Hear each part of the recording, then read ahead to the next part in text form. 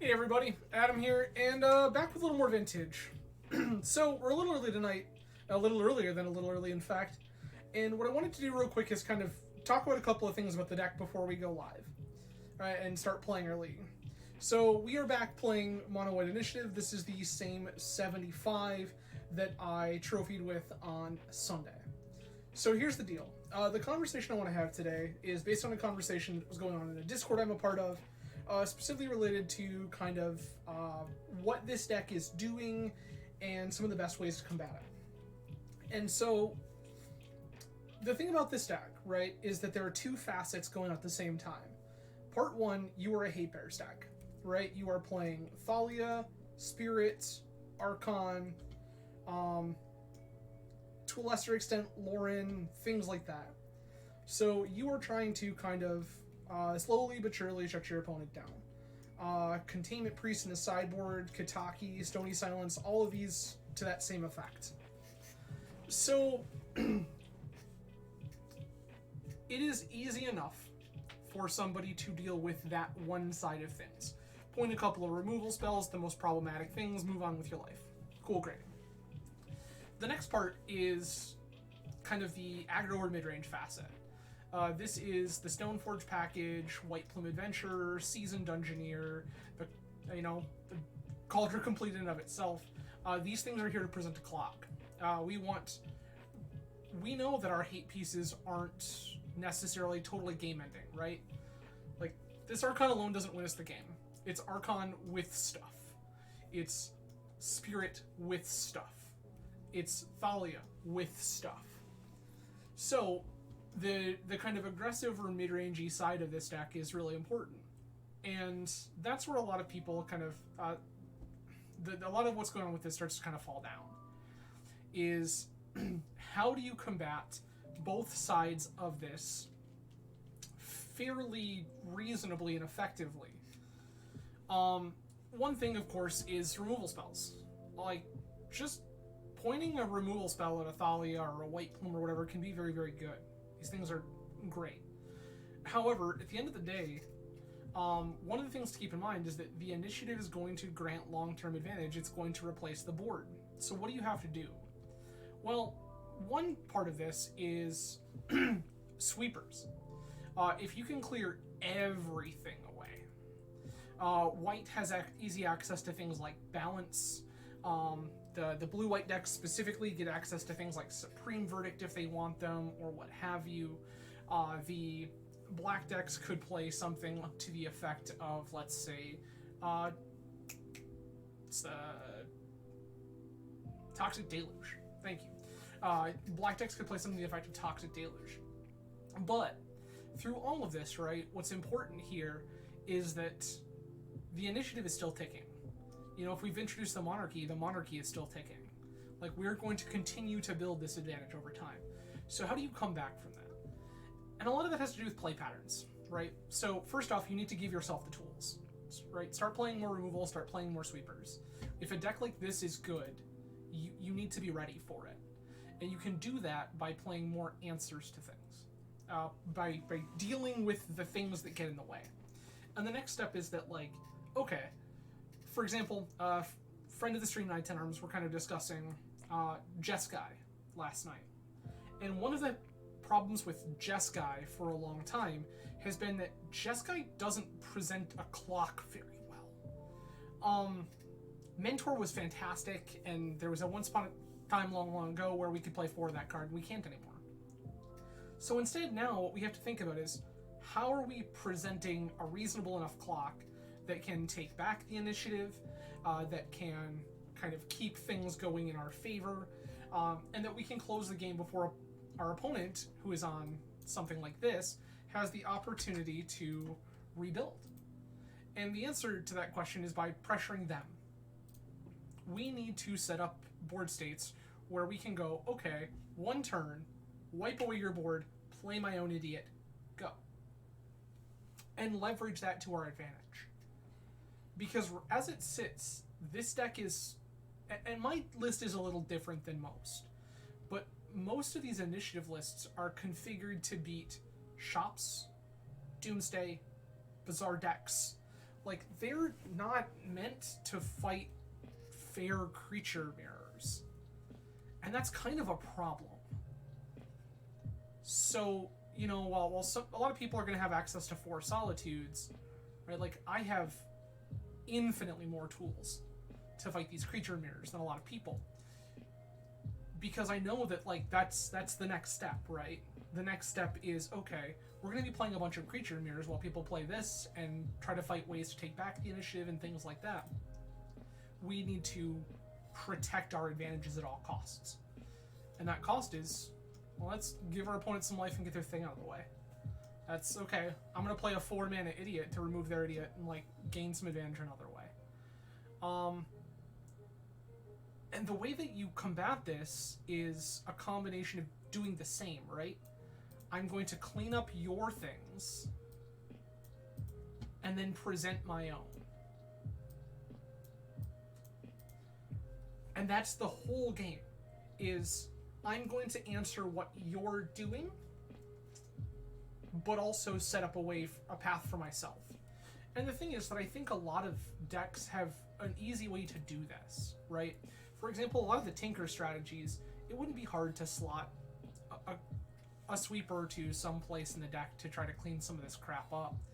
And then just, like, Tinker for a Sphinx, or a Blightsteel Colossus, or whatever. Tinker for Citadel if you've got the life points to do it. All of these things are great. So then also, like, as from the fair side of things, from decks like Jeskai and Bug, right, like, we'll get to Jeskai in a second. Bug, I think, already has a lot of the tools that it needs. Bug has things like Oko. Your Oko is going to survive a Toxic Deluge. Your Oko is going to survive whatever sweeper you need to play to wipe up all of this garbage.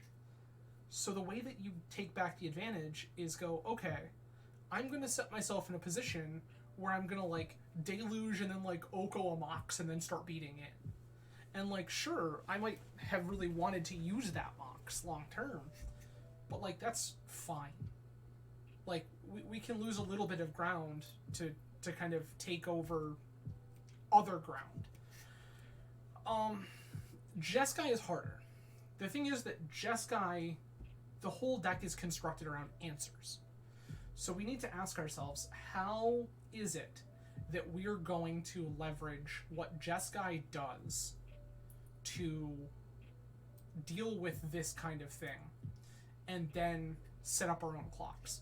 And Tenrums and I have been discussing things like including copies of Sprite Dragon or Murktide Regent.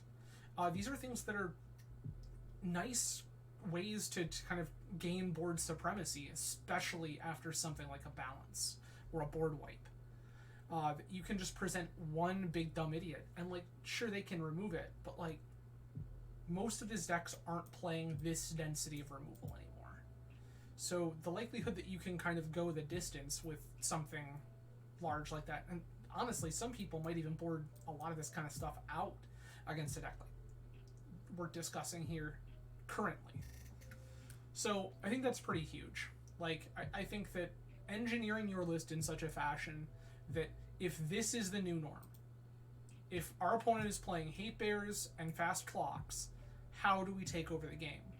We need to start dealing in removal spells that answer more than one thing. And we need to start dealing with how are we going to gain board supremacy. And again, I think cards like Oko here are fantastic. And it's something that hasn't been done a lot. I know that a couple of people were toying around with the idea of something like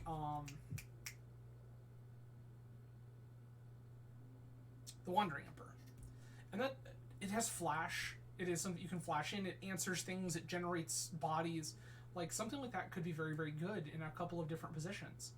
Alternatively, if you are playing Tinker and you are not already playing a Sphinx or a Blightsteel in your main, it's time. Get that card in your main. It's fine. You can lose the 4th Flusterstorm or something dumb like that in order to, like, try to fight back some of these battles. John, hello and welcome. So, I guess that's kind of the thing to talk about now, is just, like, what are different ways you can combat the deck. But without any further chatter and nonsense, We're going to dive into another league, see if we can pull off another 5-0 with mono white initiative. I do appreciate everyone hanging out tonight. A lot of ways you could choose to spend your Tuesday. I'm grateful you've chosen to hang out with me. Let's get into this. Cheers, everyone.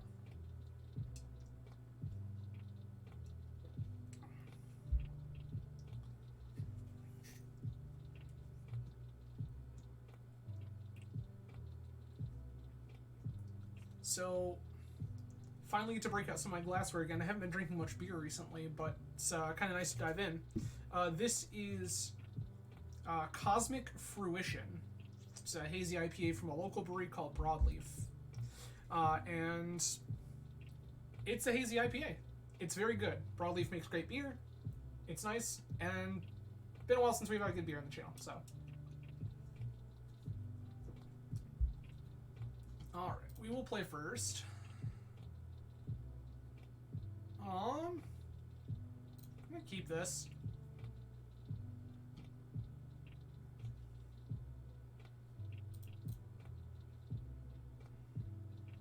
Moxjet.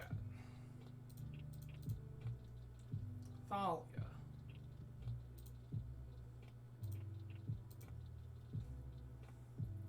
Opponent was last seen on PO. Okay. Sure. Lotus, yes.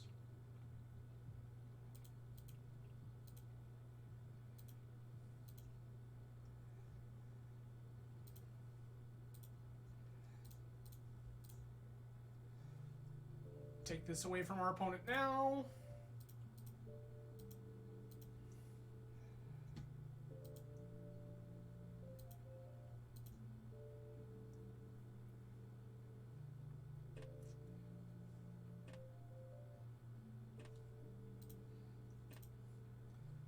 This is great for us.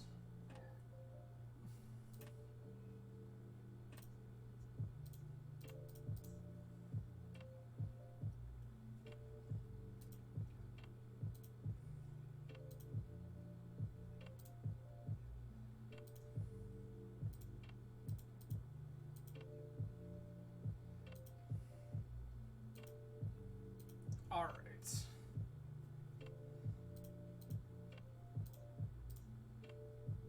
Please untap this Thalia. Thank you.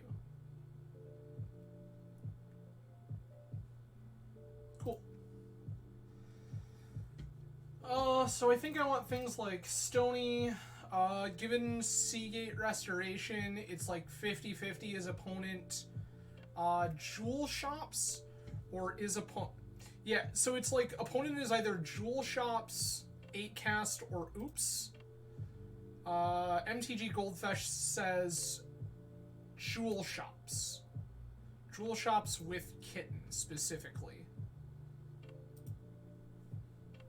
So, as such, I also want access to Kataki. I'm less interested in Plow.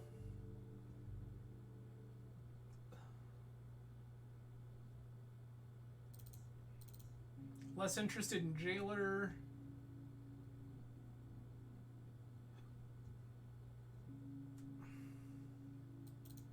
And shave one Thalia?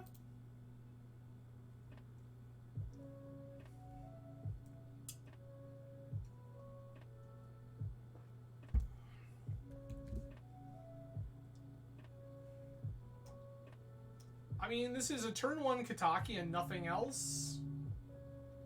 This card is annoying, but is it like that annoying? Probably not.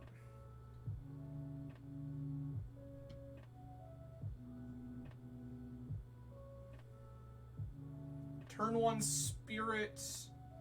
Turn 2 Archon. I'm gonna ship Stoneforge here.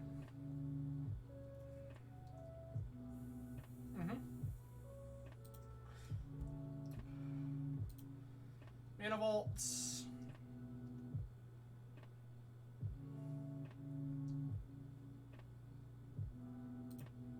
Opponent has presented Tinker.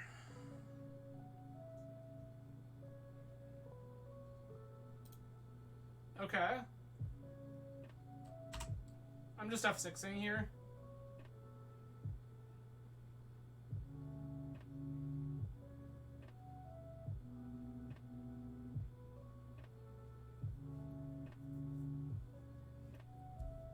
Okay.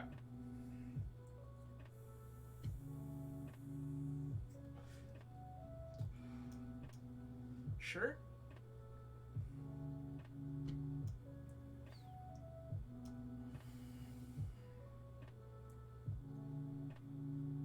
What's our game plan here? We just cast the Cyberdrive Awakener just cuz? Sure. Moon Silver Key for Lotus. Time Walk, yes.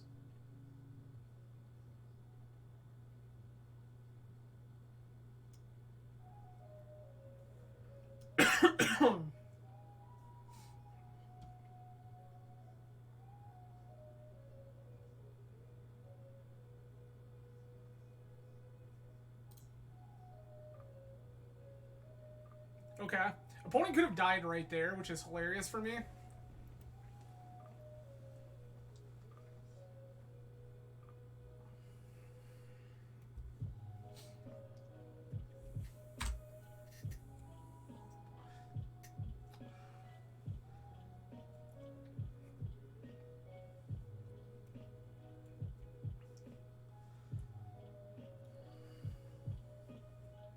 Okay, so opponent is playing Ghostly Flicker Jewel Shops.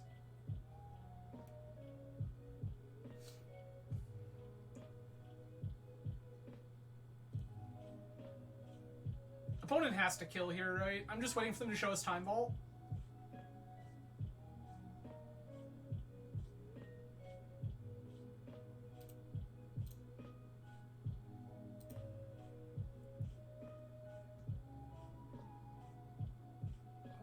Okay. I'm confused at what's going on here. Okay. That'll do, Peg. Alright, I'm gonna take out my Stoneforge package here. Now that opponent has showed me they're willing to go, like, absolutely bananas. Take 2 Mindbreak Traps.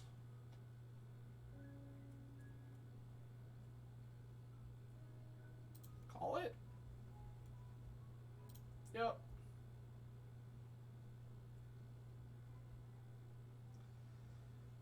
This doesn't establish hate on 1. It's not good enough.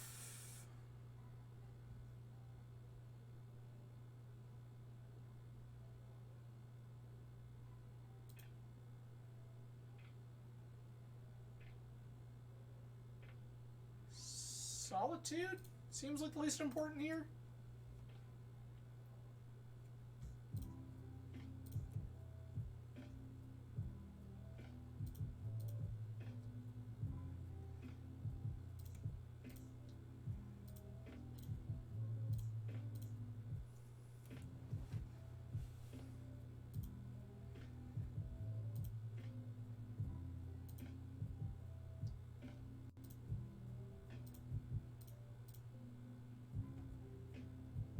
White Plume Thalia, go.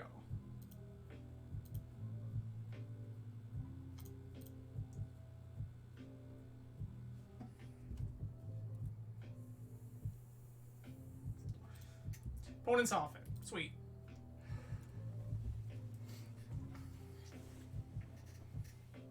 I will give you a heads up, people. Most of your best draws in this deck are your Black Lotus openers. Like, it's not close. The amount of advantage that this deck is able to generate with Black Lotus is out of control. Like, if it wasn't already kind of the heuristic for people to blind revoke Black Lotus out of shops, I would say that that should be the heuristic now. Because, like, you can do obnoxious things with Lotus in this deck.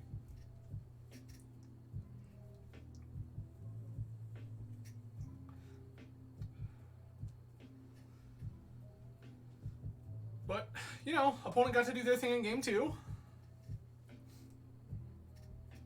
We kept a hand that made, like, a pretty reasonable thing on if we got a turn. We didn't get a turn. Opponent just said we're gonna go ham on 1, and if it works, it works, and if it doesn't, it doesn't. So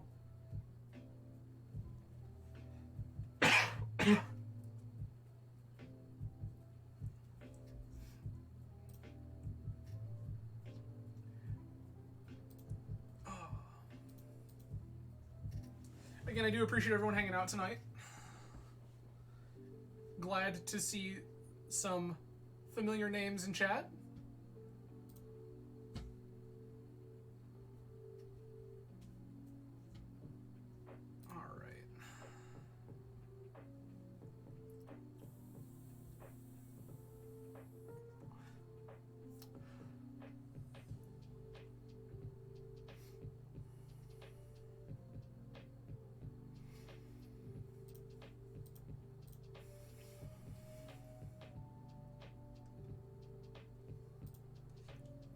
Tenderms, to respond to your Discord message, that's my point, though. Yes. No white man a mulligan.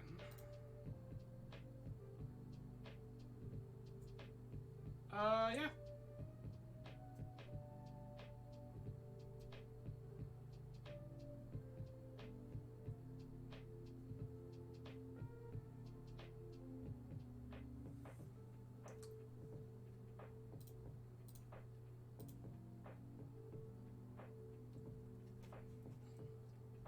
This is not like the craziest hand on the planet, but like, I don't hate it. Opponent also mulled the 6. One is also double queuing a Brothers War Draft League.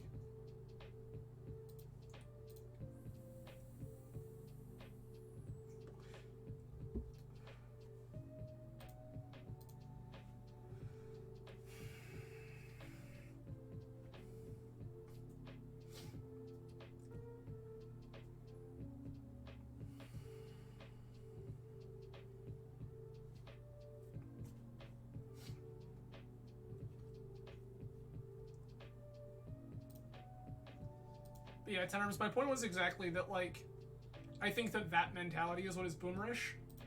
Sure.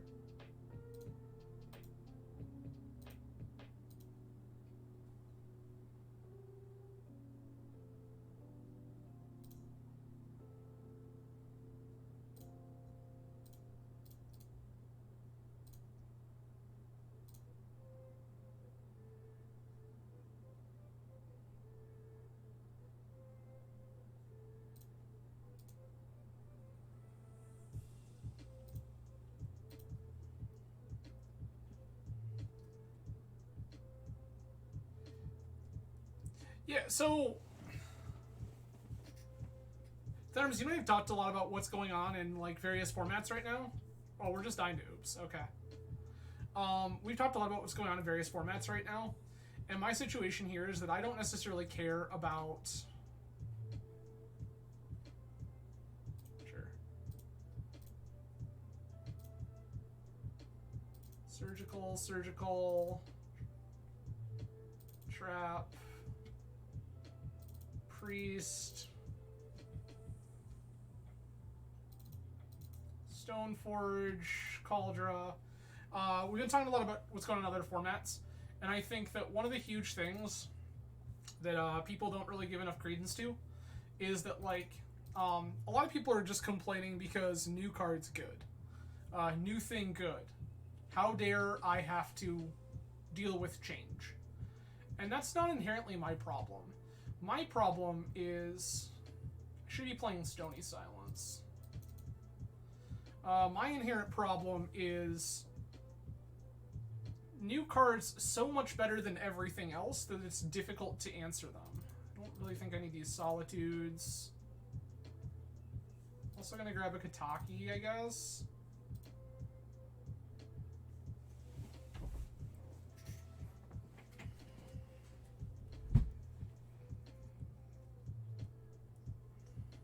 Yes, please.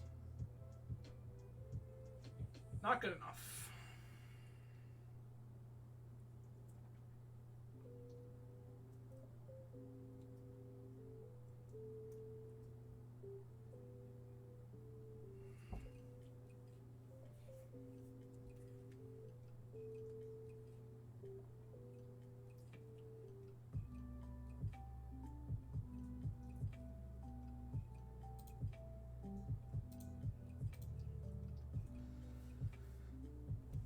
Okay.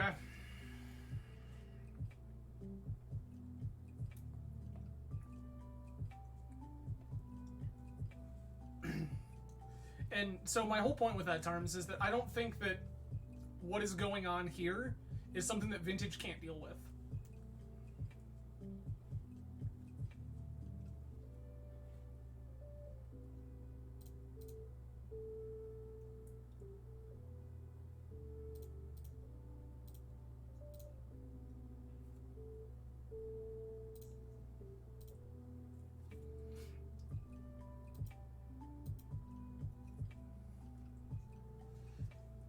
I think that Vintage is perfectly capable of dealing with everything that this deck can throw at it.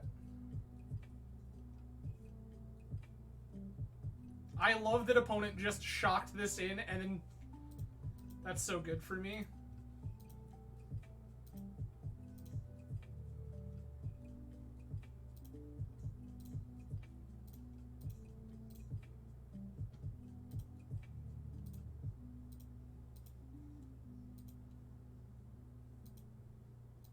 Yeah, 4 Karn the Great Creator was a problem.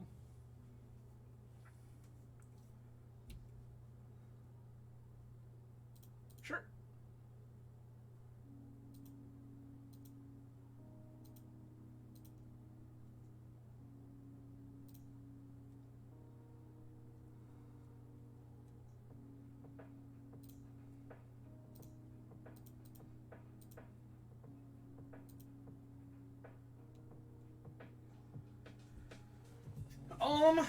I'm wondering if I just Surgical Seagate now, because it's fewer mana sources they have access to. But I don't think there's that many left in their deck.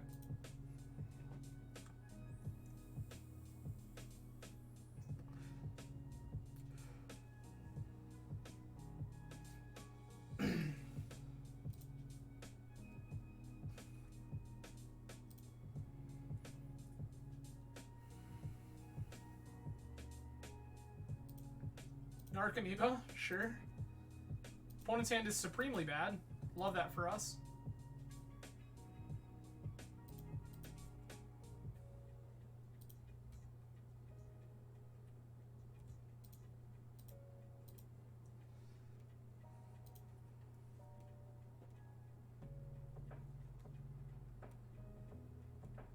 It is going to be so hard for an opponent to belch me in a meaningful amount of time.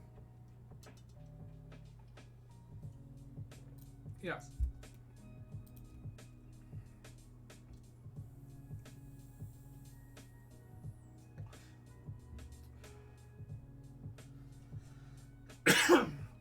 Mox, yes.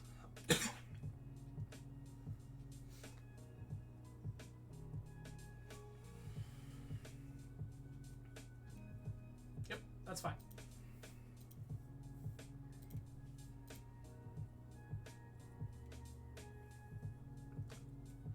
Their stuff is very good, 10 Arms. Just like generically, they make very, very good beer, alcoholic or otherwise.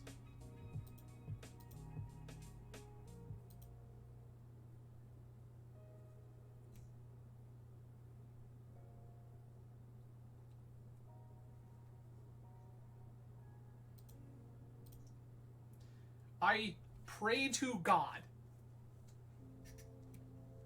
that opponent is trying to go for a graveyard kill.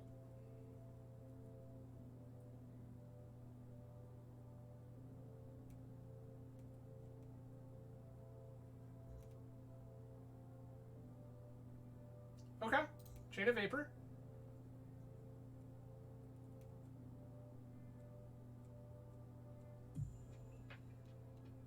I'm debating on whether or not this is worth fighting over. Like, I could try to bounce their Chromox or something, but I don't think it is. Mox Pearl, sure.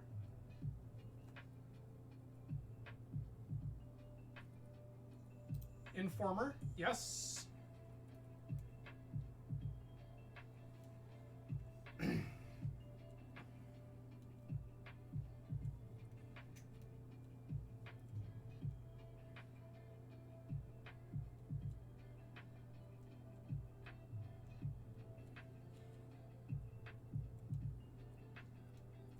What are we trying to do here?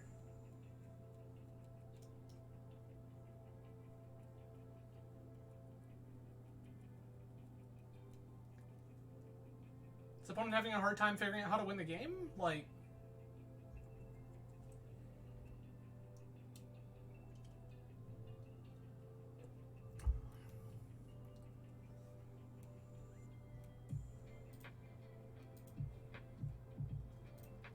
LED, sure.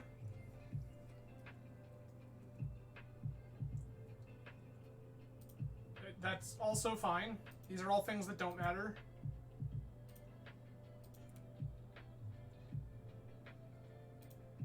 My God.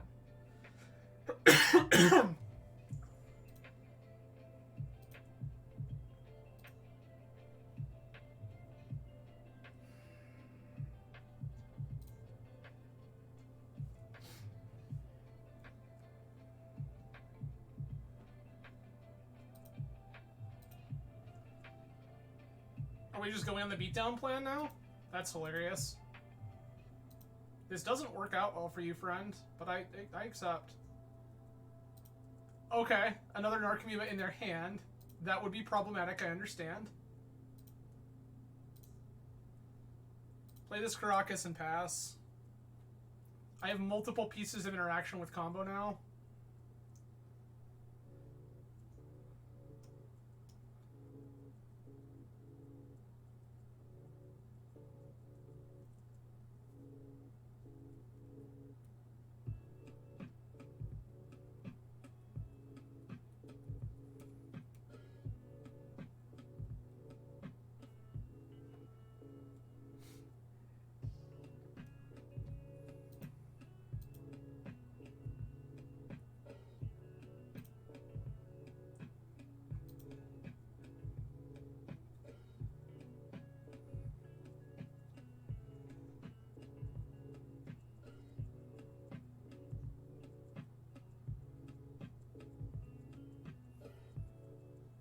We can do the thing whenever you're ready. I like my odds here. Containment Priest plus Surgical plus Trap here feels like we win this game.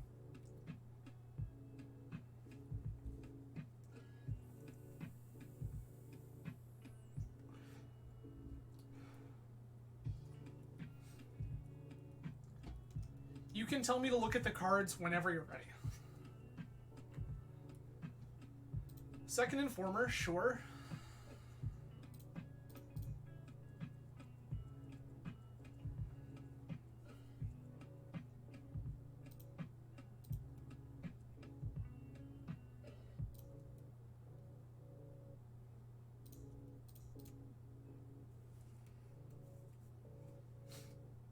I will play this Kataki War's Wage.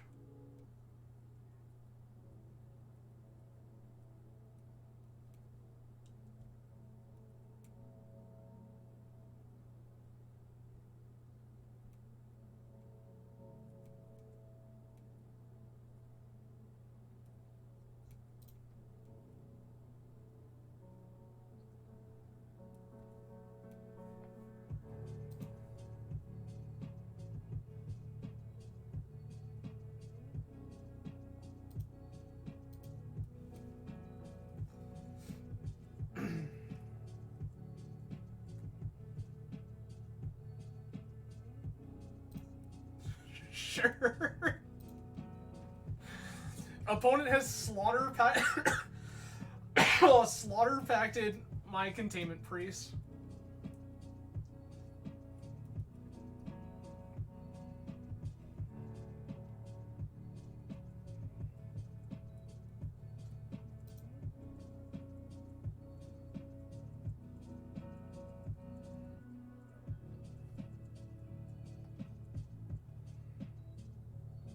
Okay.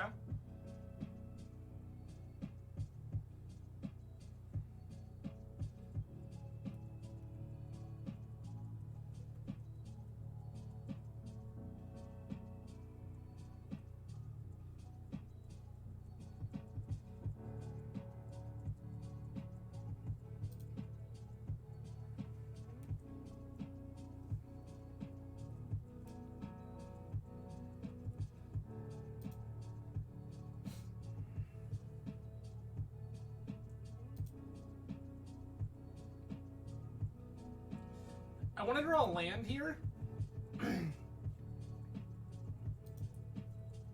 2, 4, 6. We go to 7.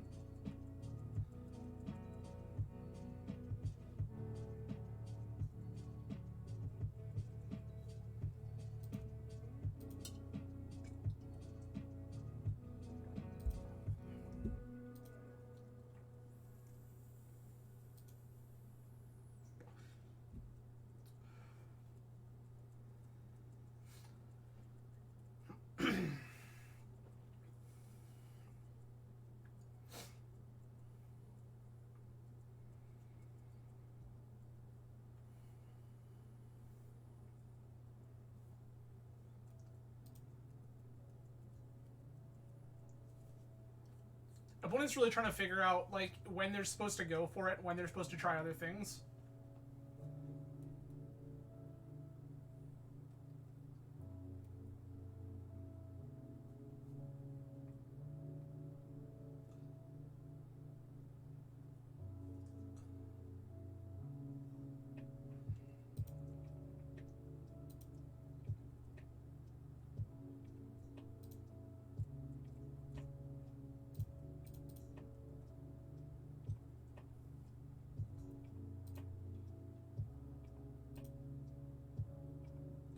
Go to 3.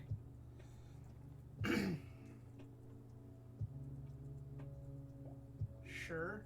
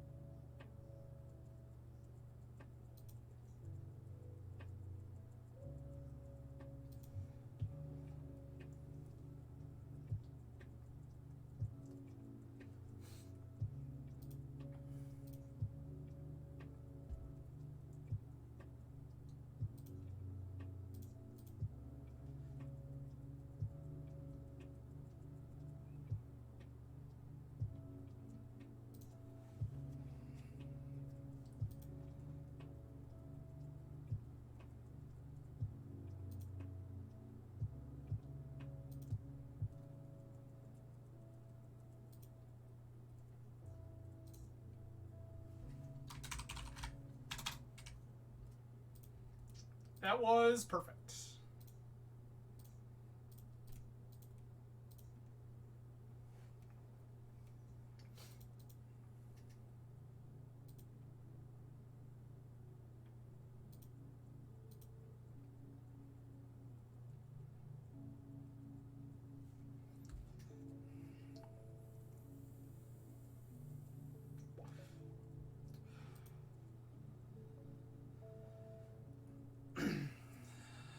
Take 1, go to 2.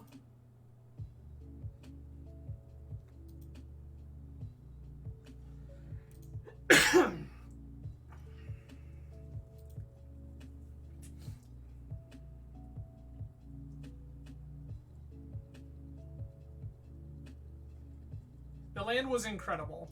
It being cavern was even better. This is where Kataki goes under the bus.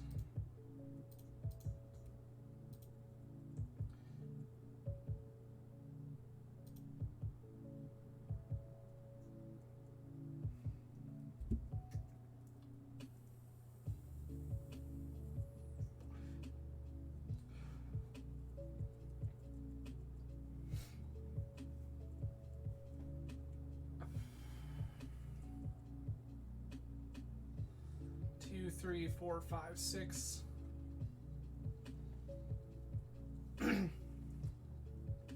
If they play a mana source here, I have to respect Charbelcher. Resolves.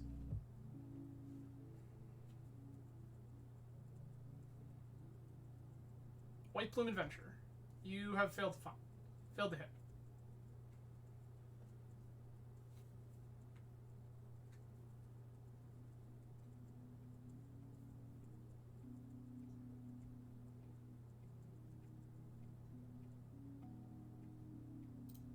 Okay.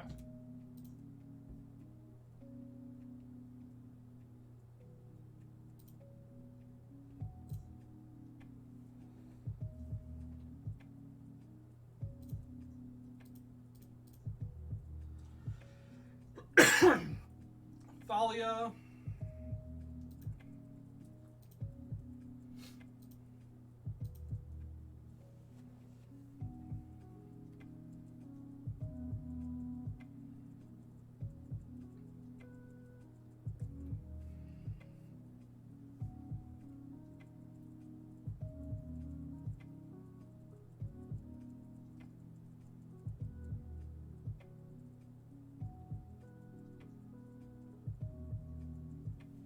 Okay.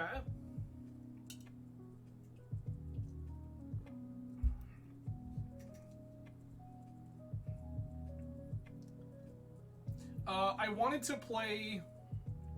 because my plan is to flash in Containment Priest. I'm going to double block Undercity Informer, take it off the table this turn, and make them think about it.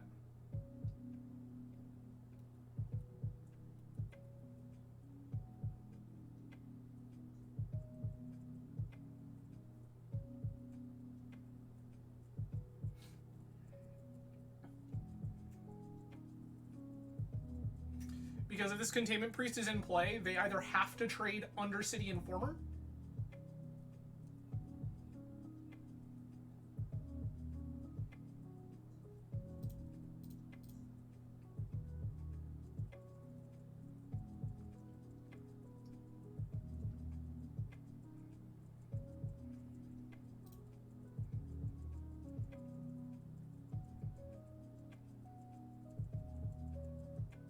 flashback name Stony, sure. They're trying to belch me. I just don't think they're going to get to belch me in a meaningful amount of time.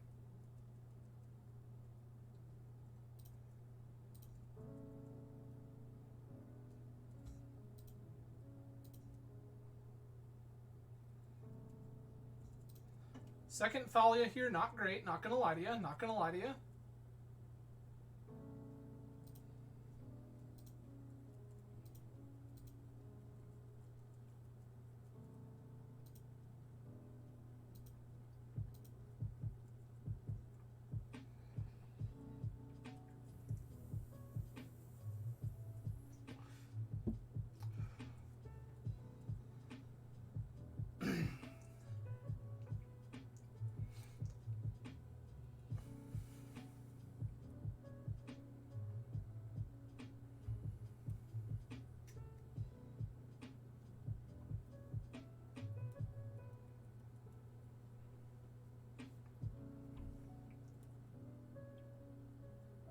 Also, opponent is 7 minutes behind me on clock, so this is very, very good for us.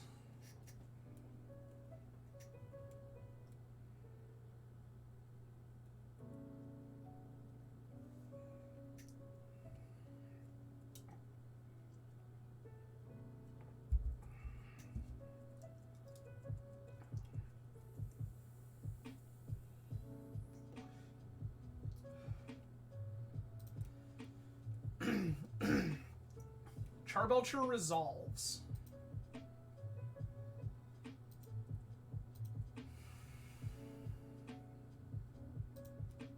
This was not the time we wanted to be drawing Thalias.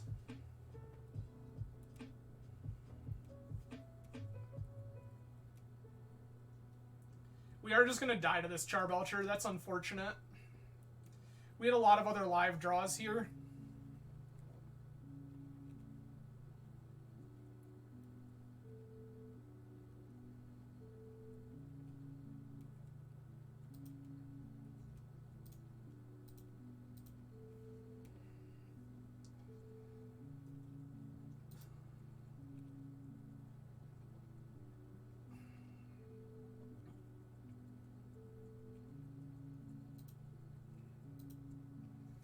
Yeah, that's unfortunate. Yeah, that's fair. I mean, I figured we had multiple other Stonies, and, like... I thought we had more wiggle room than we did. This was atrocious.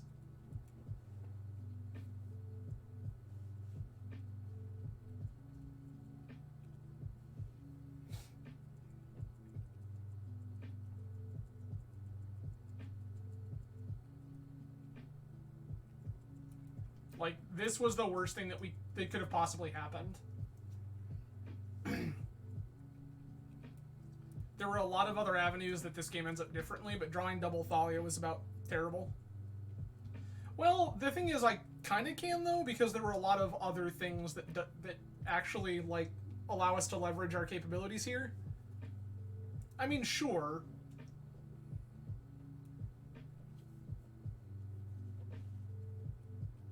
Opponent hasn't activated yet. I think they're trying to figure out what we might have.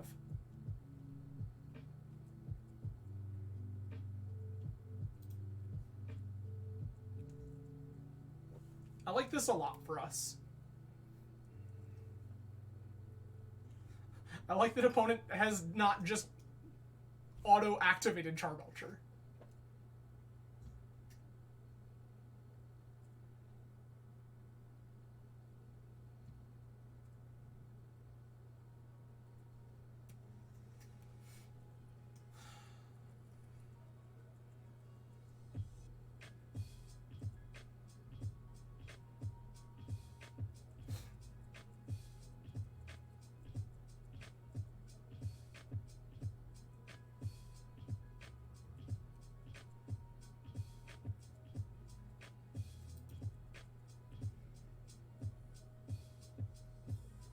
Sure.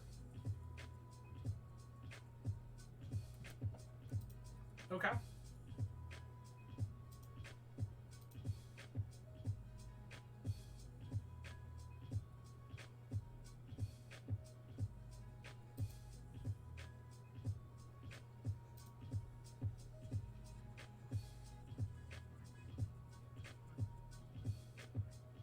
Like, why did we wait there?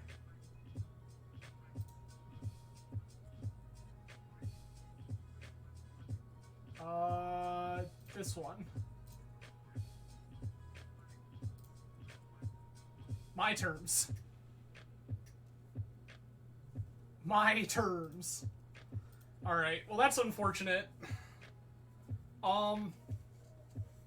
Yeah, I think that game was very, very winnable.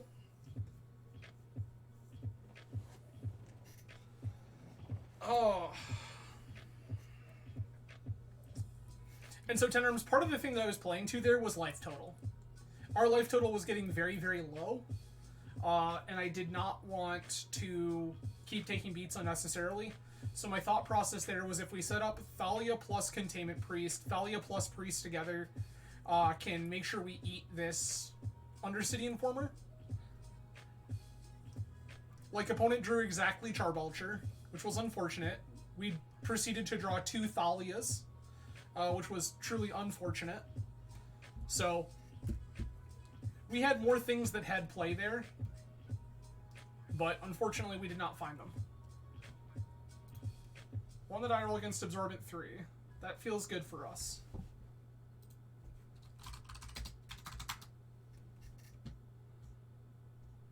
We won the die roll. I get to go Ancient Tomb into Archon of Emeria. This feels great.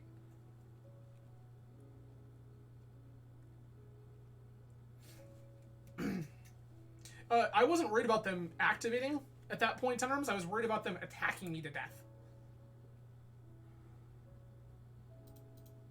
This.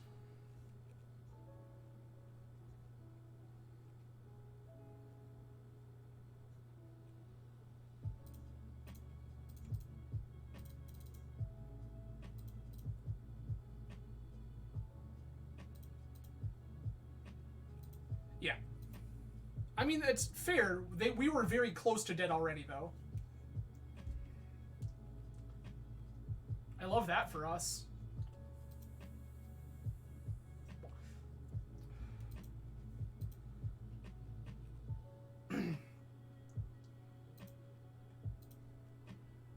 Okay.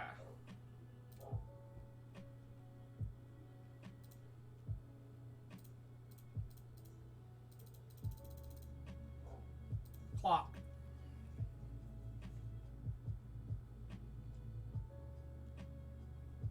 Sweet. Plow, plow.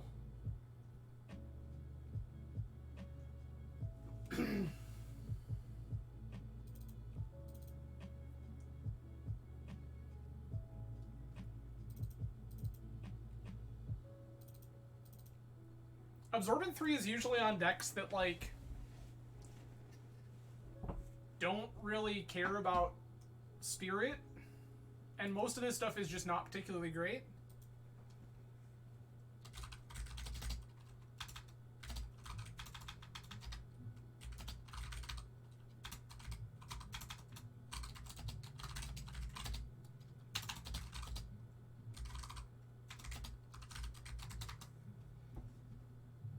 Yeah, we're just gonna call it there.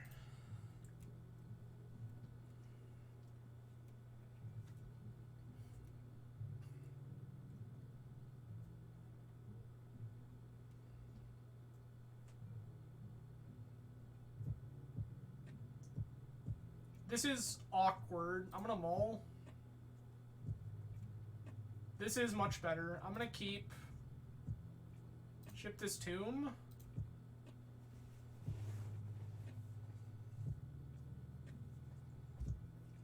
Mm-hmm.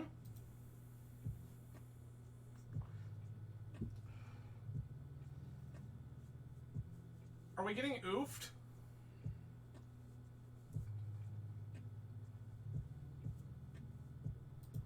We are getting oofed. Okay. I kind of hate that for us.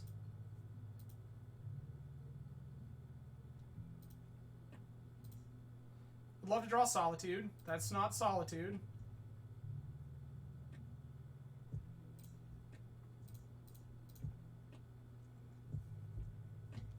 Take that away now. Misery for the whole family.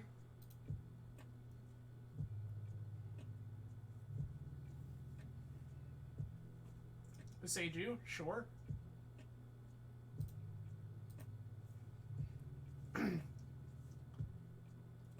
Any one of basically infinite removal spells is incredible here.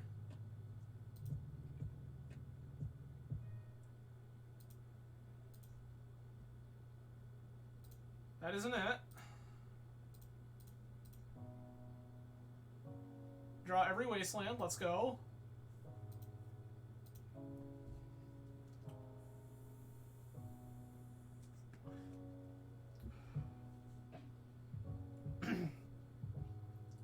We can keep doing this all day.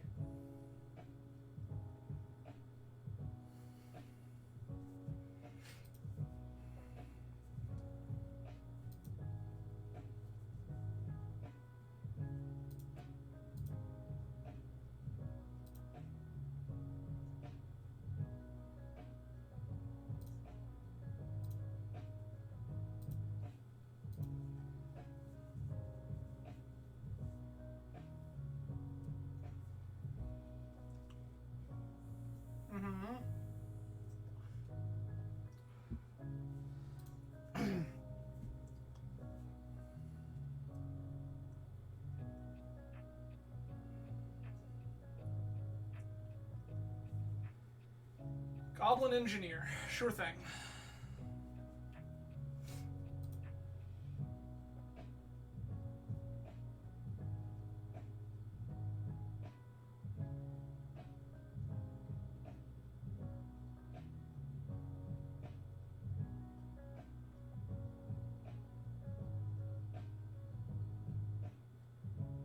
I would love to draw Solitude.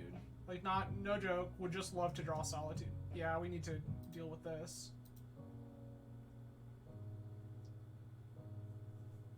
Sure thing.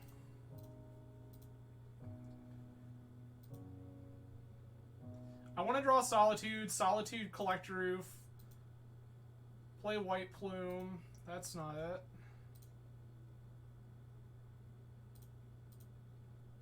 Cast this. Jam Thalia.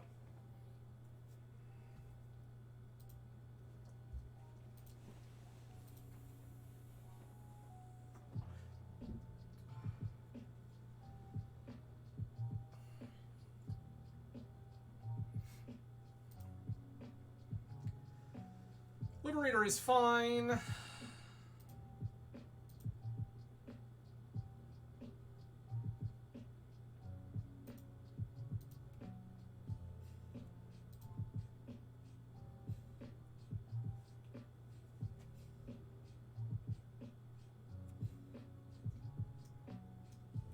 can't currently weld.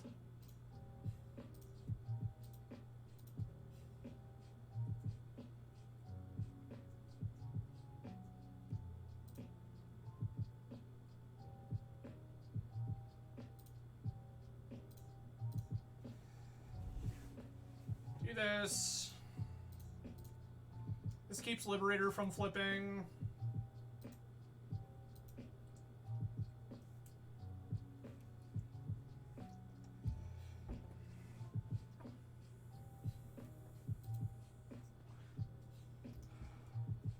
Awesome. Haywire Might does nothing.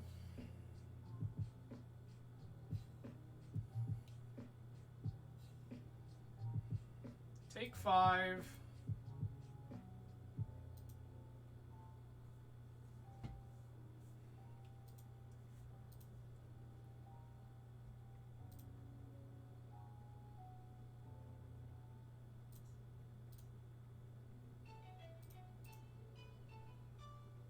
This. Jailer.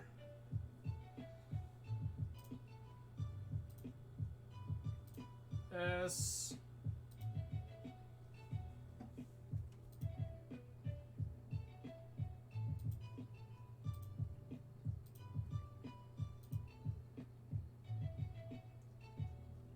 That is insane.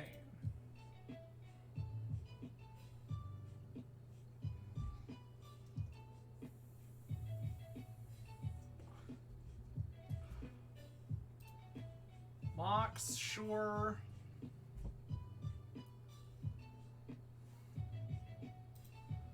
Liberator is fine.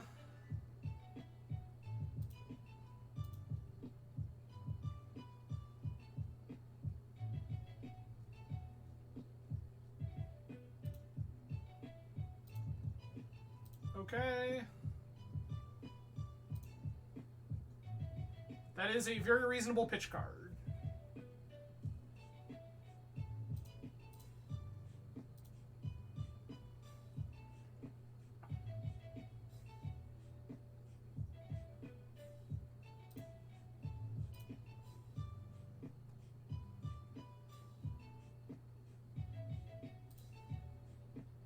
I'm getting rid of the Haywire Might because I want to play towards my Cauldra being live.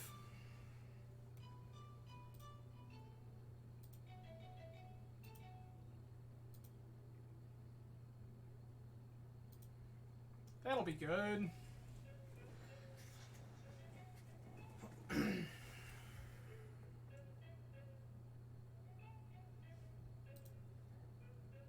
I love that they keep tapping red Mox too. That feels very good for me. Scavenging You is not bad. That's a good one for sure. Eat My Solitude, sure. Becomes a 3/3.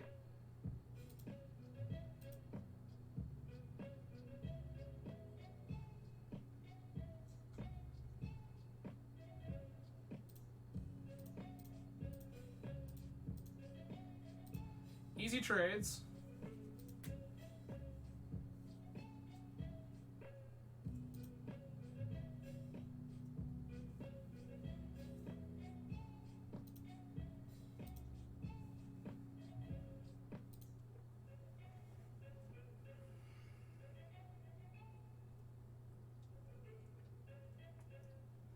Do I play Lure into the third path here to keep choking their mana?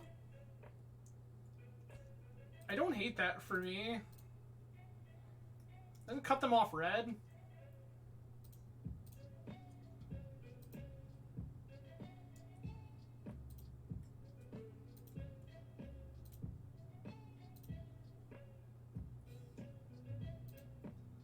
Okay.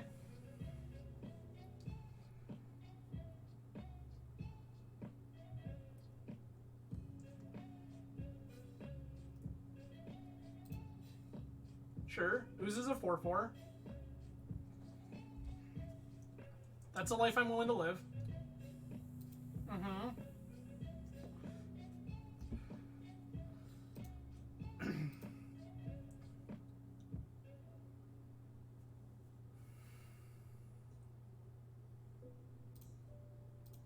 This Lauren is of really limited value. I'm just going to throw it away.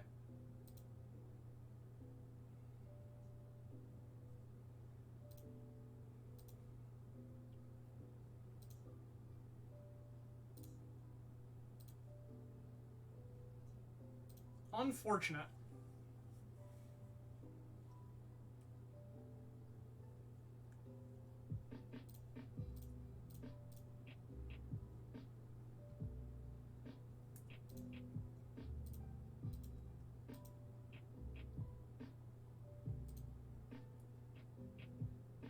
Okay. That's not a good one.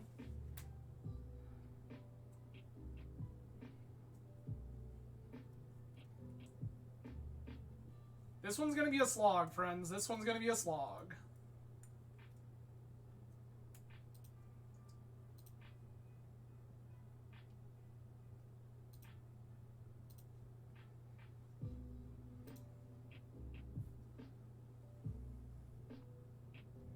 I have to cast 2 spells here?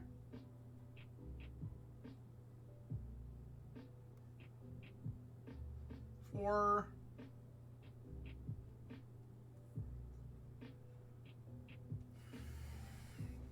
Do I really care about losing this Mox? Not really.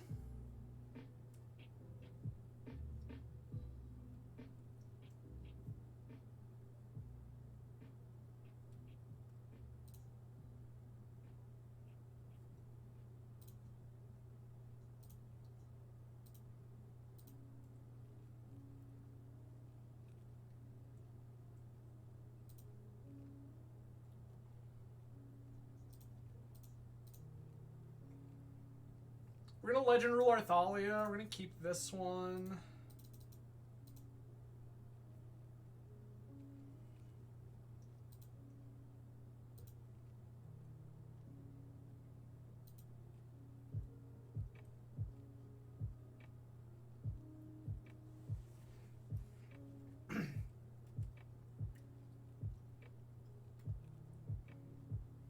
Exile Simian Spirit Guide. Play another Goblin Engineer, sure.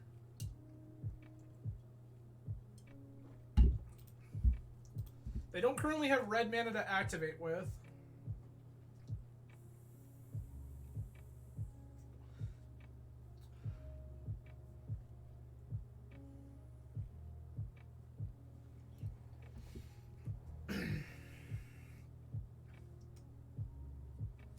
Dragon Engine, sure, sure, sure.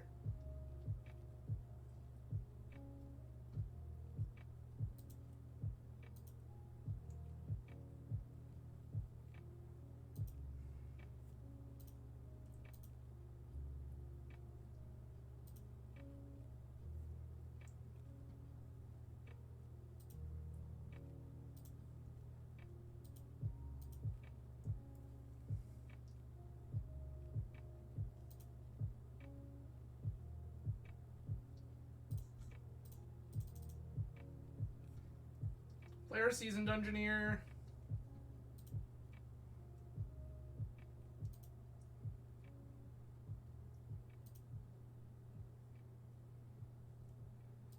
Grab Plains. Play Plains.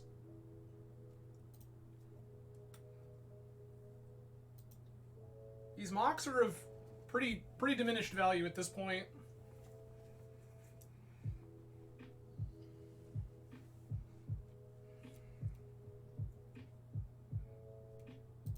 Collector Oof, pretty late to the party here, friend, but I accept.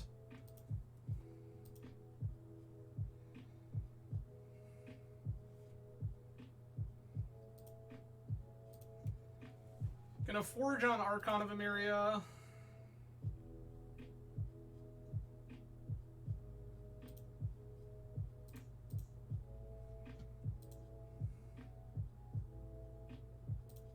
That's incredible.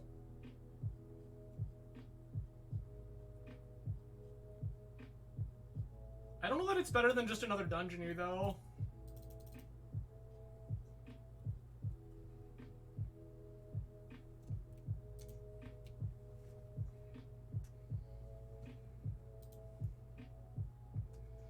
Gonna trap you.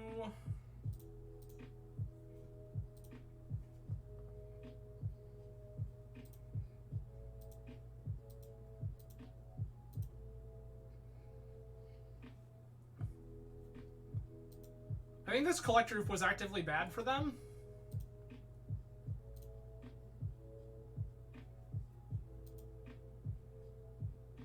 That cavern is useless.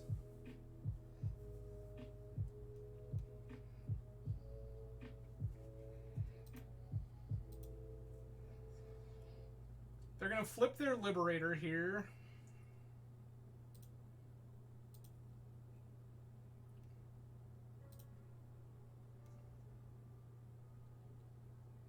Archive.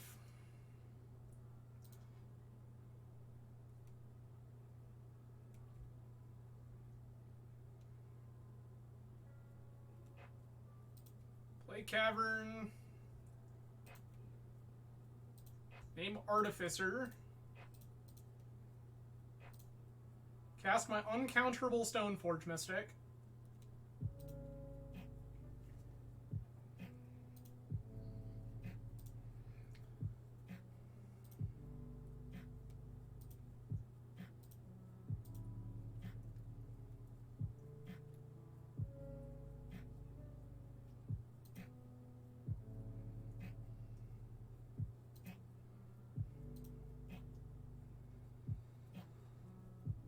Okay, that's nuts.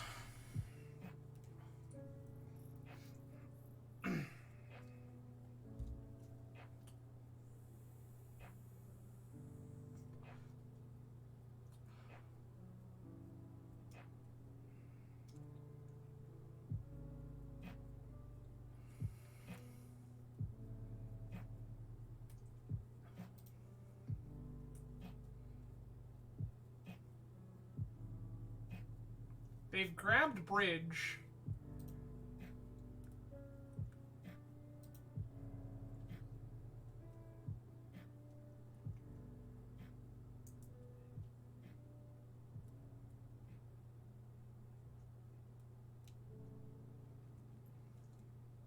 So now we're winning this game through trap.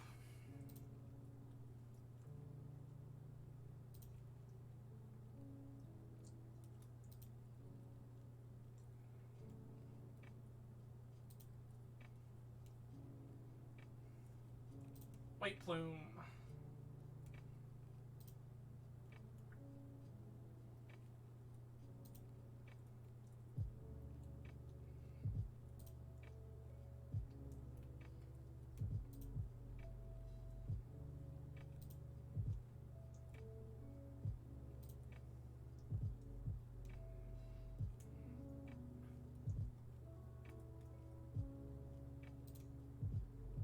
I'm gonna play our Mox here because it's free to do so.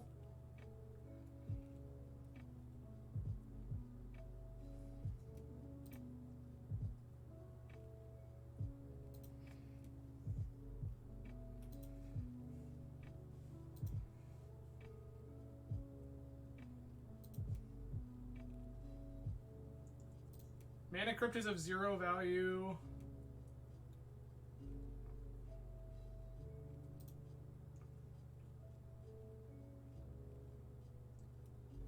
We have no way to get this bridge out of play, by the way. 0. That Tarmogoyf doesn't mean anything.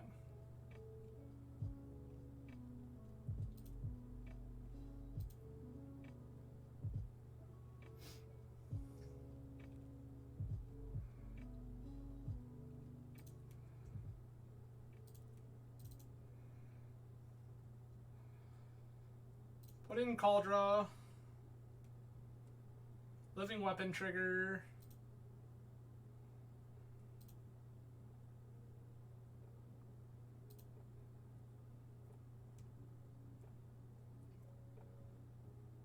Lauren's already gone, so that's out the window.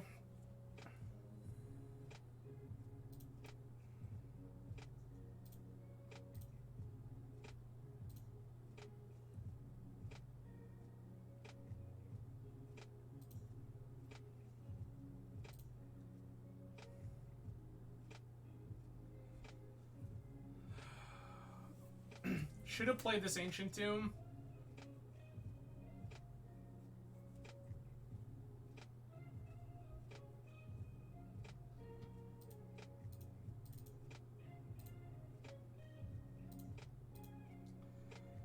Play another Archon. Oh, that's right. I set this to Artificer. Thought I set it to Archon? Nope, definitely on Artificer.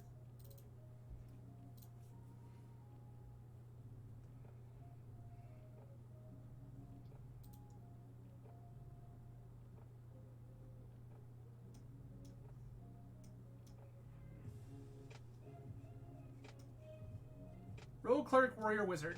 Okay.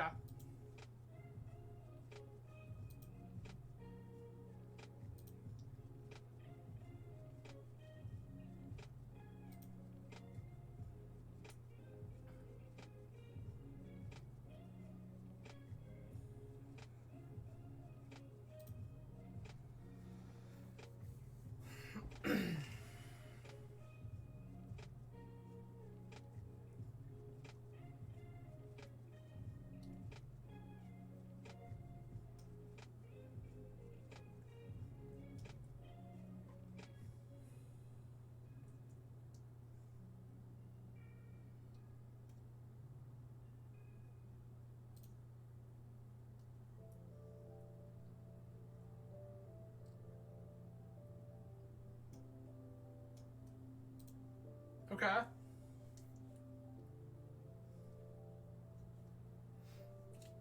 Void Mirror, Pyrokinesis, Void Mirror. That's not happening.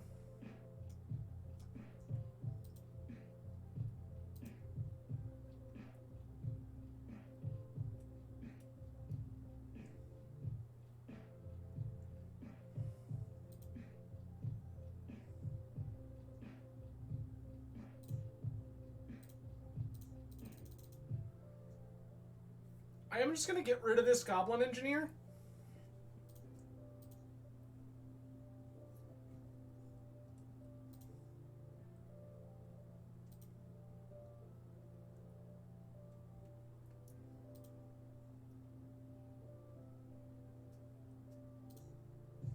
Trap our opponent.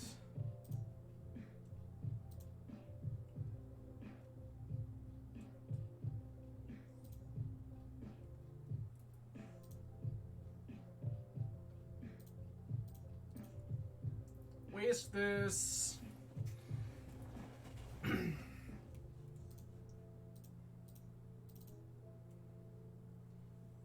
another White Plume. Deeper yet.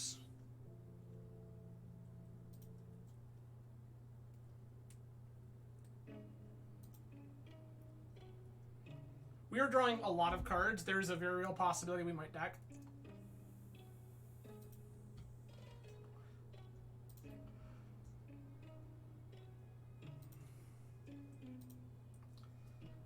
That's hilarious.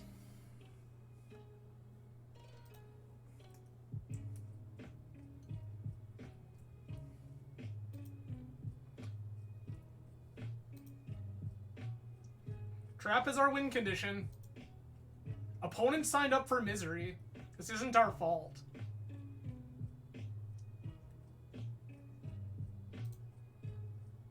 Untap everybody. Untap everybody.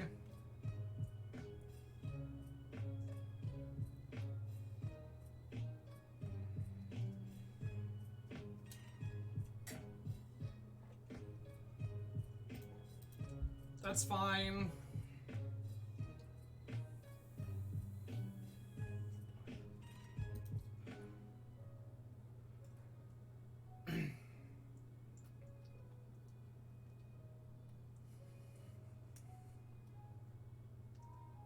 Ginger Brute.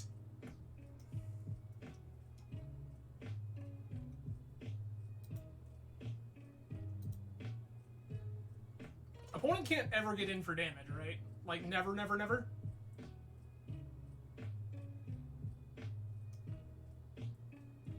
I mean, this doesn't have a meaningful activated ability, so...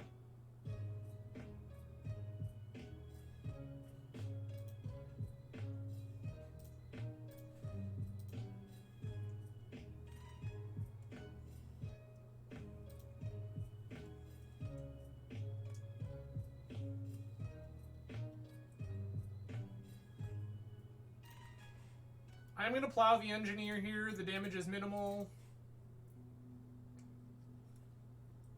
I just don't want them putting any other artifacts into play.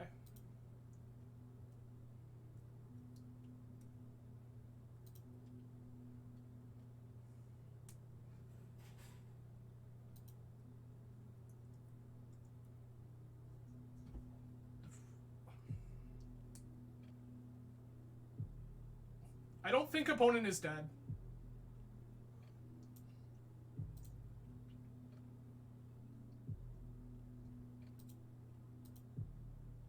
We cannot present enough attackers.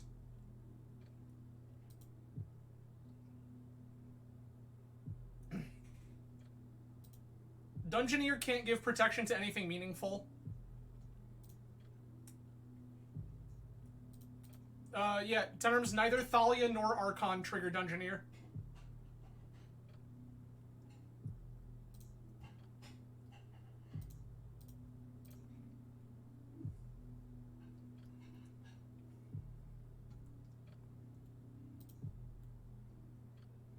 And Thalia never gets through this mess. Ever, ever, ever. Yeah, exactly. Oh, Archon is 100% unblockable. We live that life. We're getting in for 2 here.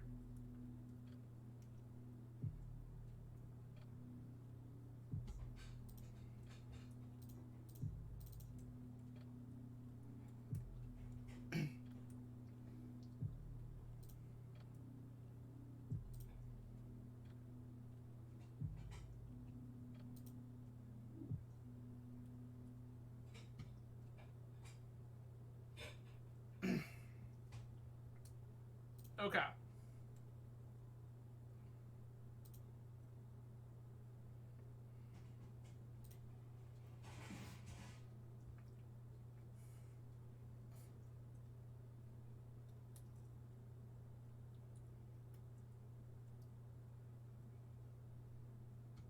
Sweet. Alright. We have taken down the Mighty Absorbent 3 once more. What a slog. Back into the fray once more we go. That was such a weird one. So this is something I've addressed with the deck. I don't like that we have a hard time answering non-creature permanents.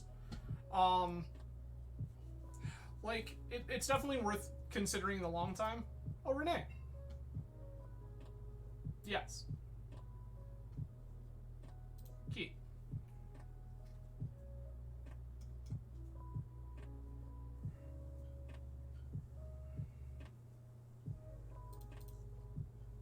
Cast Mox Ruby.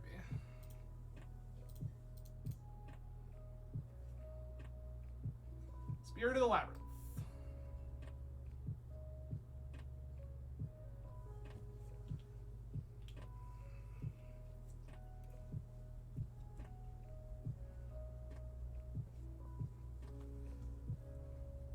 Renee is currently 3-1. We can be the reason Renee takes a pity chest here.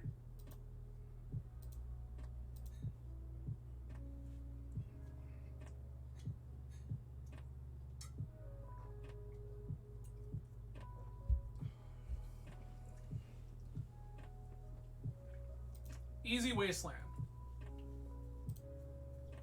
Sure. That's unfortunate.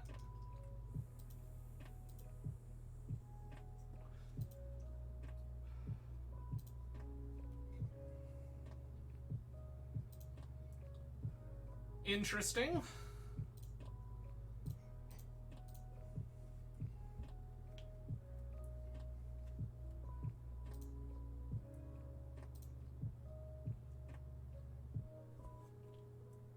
You tell me what we're doing, Renee.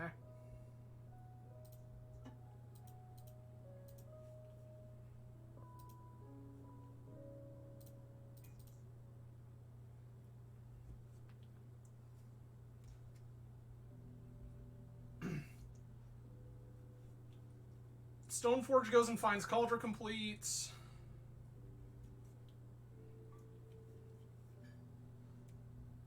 Force of Will, pitch Brainstorm. Yeah, that Brainstorm not looking very good here, Renee. I agree.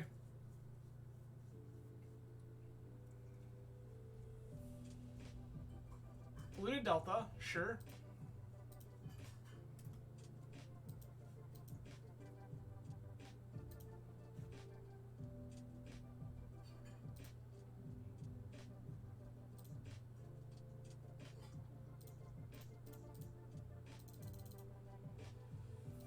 Present Season Dungeoneer.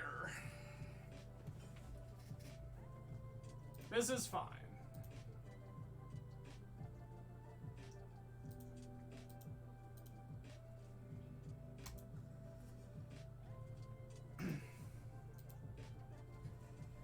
Oh. Okay. End step fetch with Delta. Like Vamp for Tinker? Vamp for Tinker would be problematic, I promise.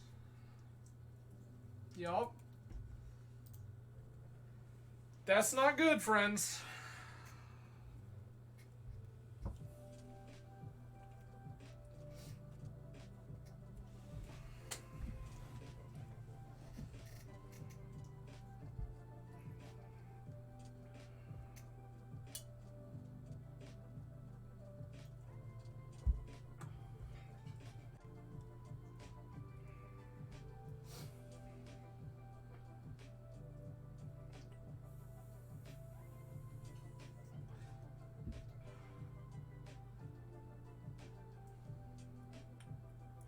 Also, back to the conversation about Cavern of Souls, this is why I don't think it particularly matters.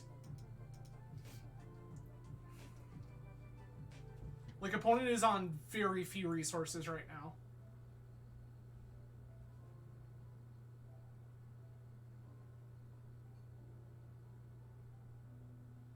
Opponent goes to 9 once this Vamp resolves.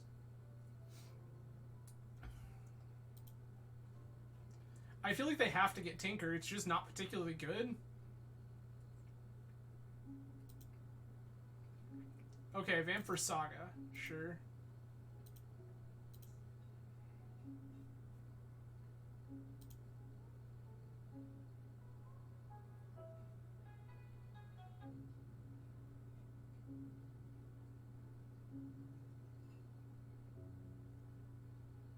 We can go Archon here.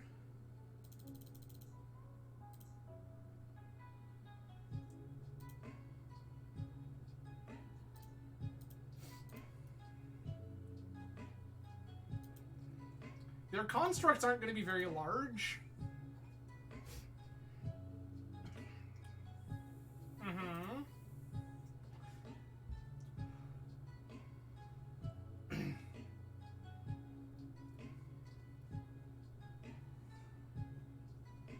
The number of spells is 1, Renee. The number of spells is 1.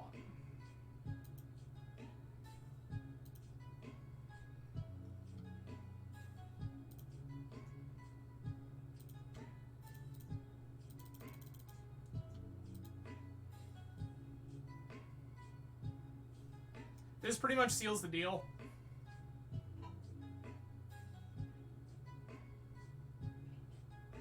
Yep. Stonies.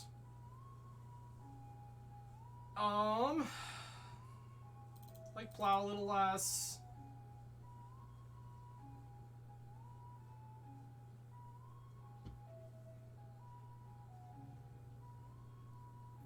Oh yeah, if the Dungeoneer resolved, they would be dead. But like, the reality is that like, what was... We have to name like exactly human, which doesn't affect the rest of the cards that we drew that game. Trying to figure out what our last cut is. Could be 1 Jailer. Maybe I bring in all 3 Katakis. Cut the Stoneforge package.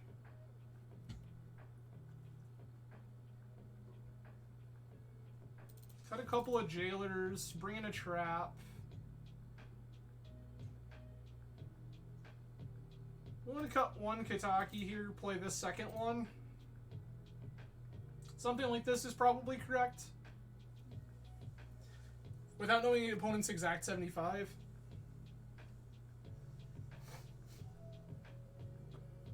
This is turn 1 Spirit, turn 2 Archon. We die if opponent just like has the nuts.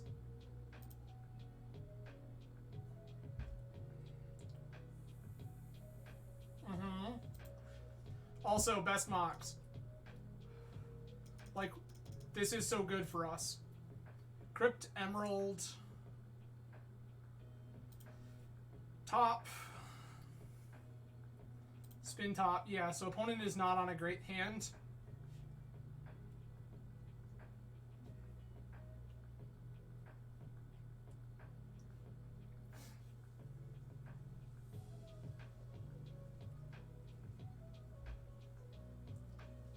We could be in trouble if this is a Saga draw.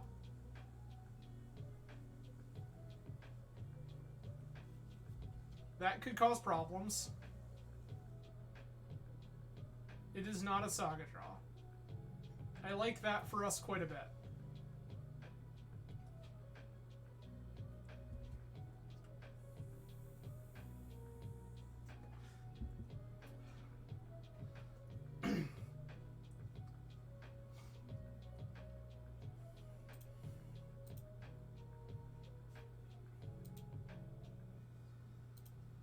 Okay.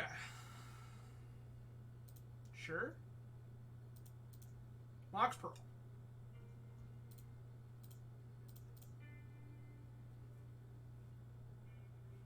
Play Spirit.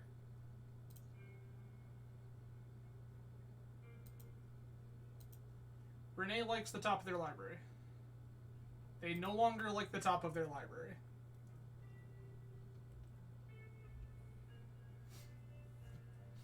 Sure.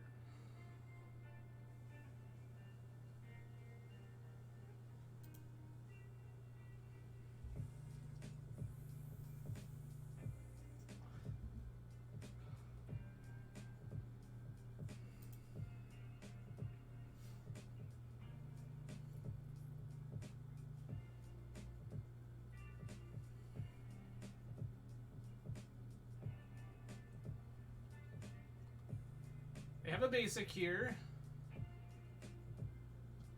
Walk, sure. Spin top.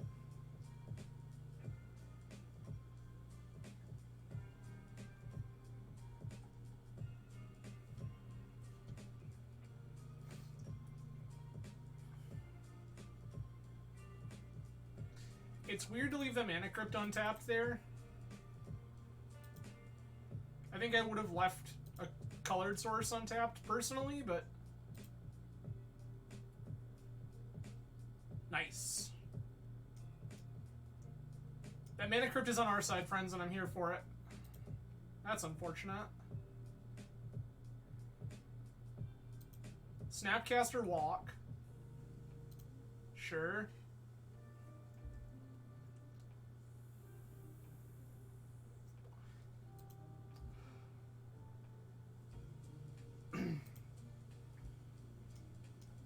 So this could be PO. Renee was last seen on Grixis 10 days ago, but this with a Snapcaster feels more like a PO. Though Snapcaster and Grixis Tinker is not like the craziest thing in the world.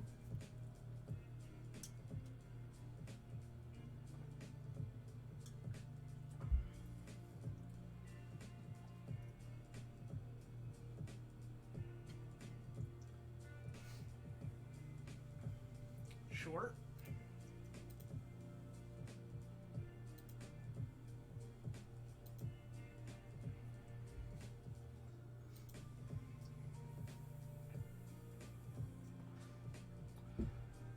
Come on, Mana Crypt. I thought you were on our side. Get with the program here.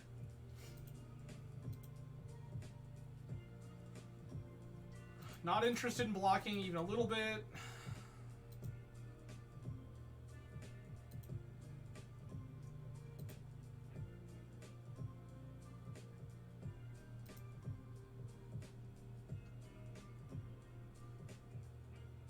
Oh, God.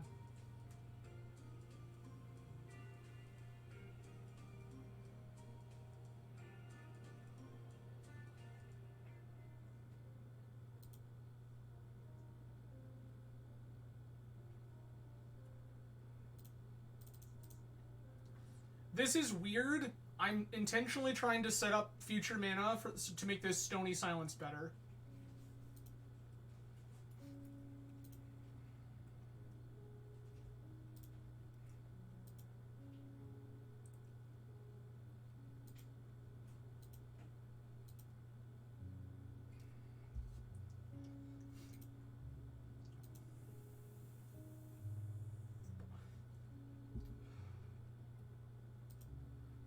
That's a lot of idiots.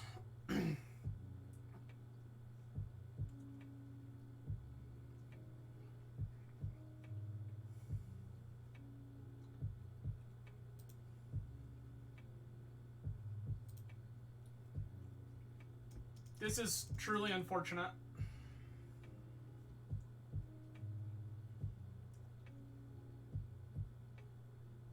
Okay.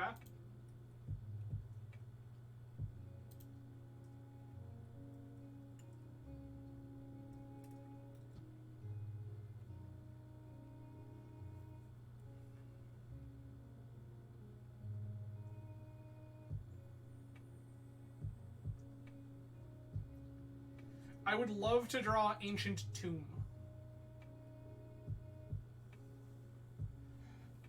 Ancient Tomb lets us go Stony into Archon, which I think is very, very good for us in the long run. It takes a couple of turns for it to get this way because of these constructs, but it is very, very good for us in the long run.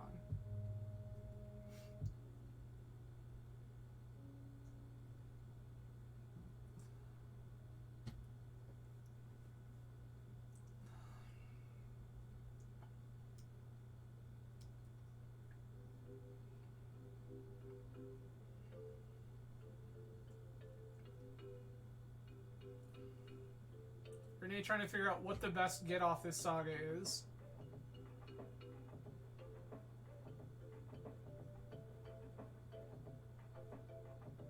Jet. Interesting.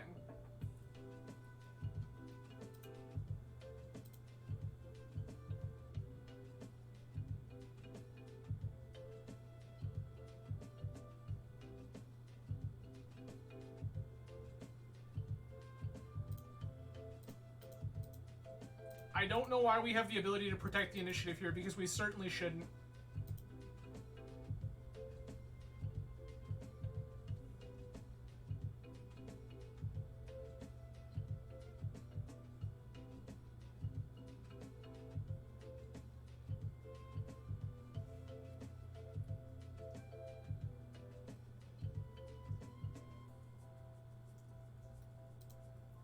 Black for Vamp.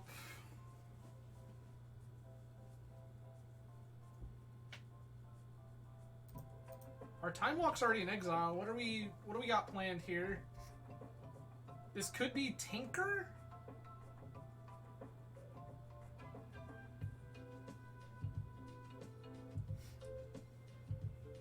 This could be Tinker. Vamp, draw off top. Tinker into like a Citadel.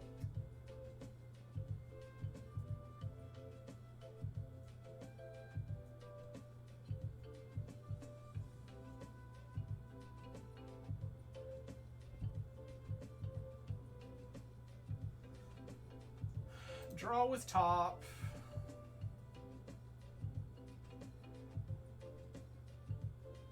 Tinker, sack mana crypts. Yup.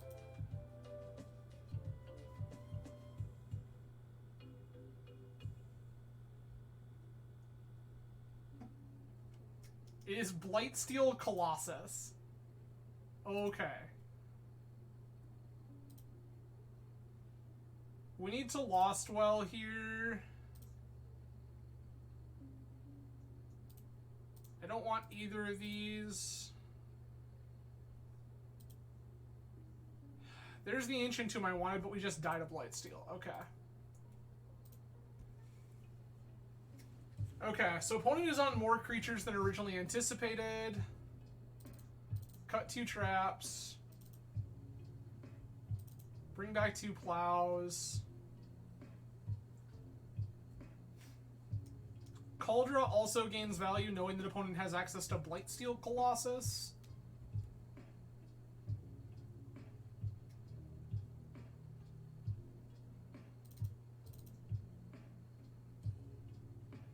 I think we're just gonna bring in Jailer instead.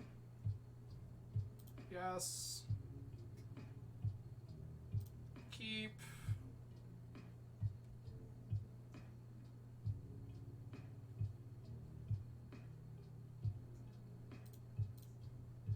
Mana Crypts.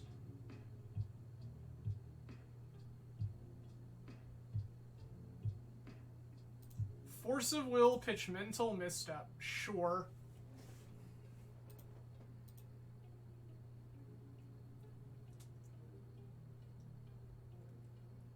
I'm not really sure why Mental Misstep is still in your deck, Renee, but I guess I accept. Mm-hmm.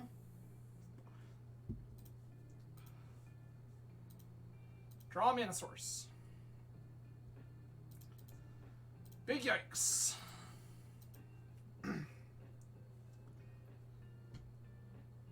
Opponent knew what the score was, and they Force of Willed our Mana Crypt. Sure.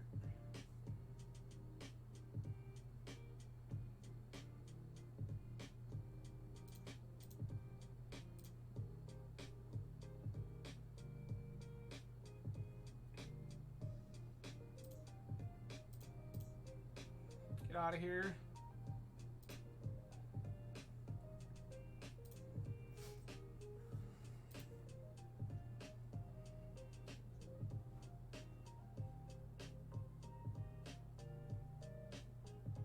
Box Ruby, sure. Needle. It's probably gonna name Wasteland.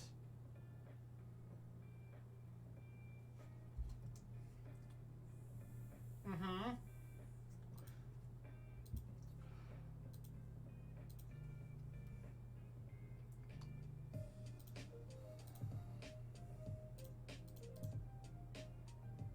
Name Stony.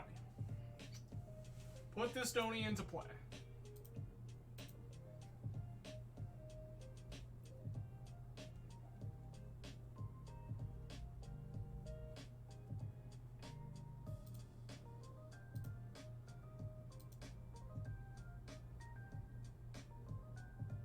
Sure.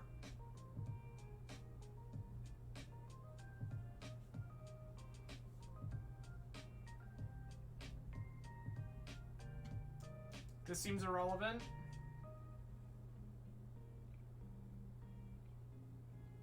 Another Saga. Sure.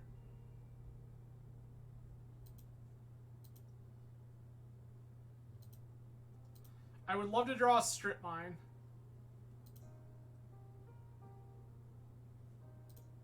That's not Strip Mine, but it's pretty good.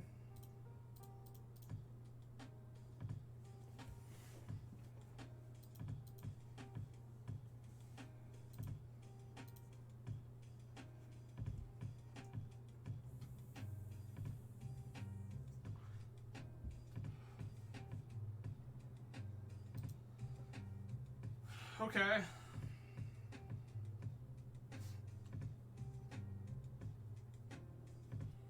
This is not a great life for us to be living.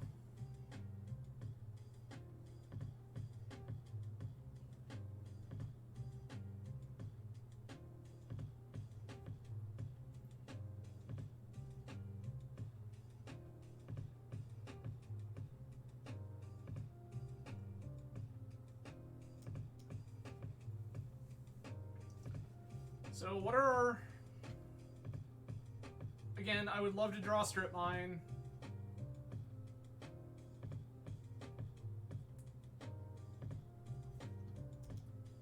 Sure.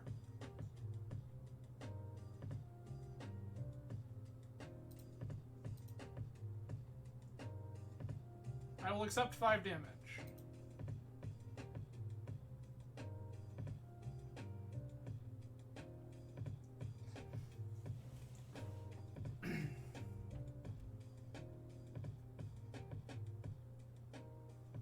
Make it 6, sure. This is even better in the worlds where we draw Strip Mine because now we can Thalia.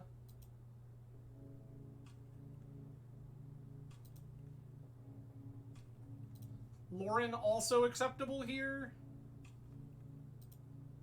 Mox here pretty terrible.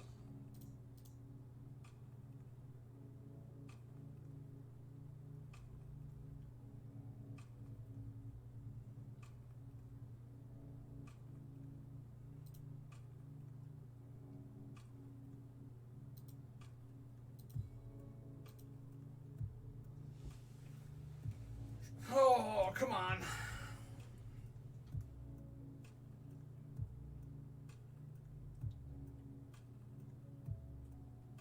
This is very much bad. So much of this very, very bad.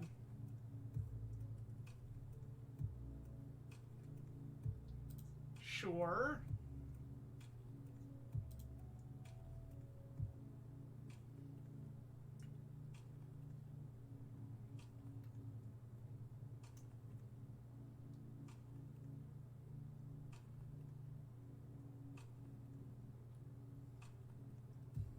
Manifold key, yes. Okay.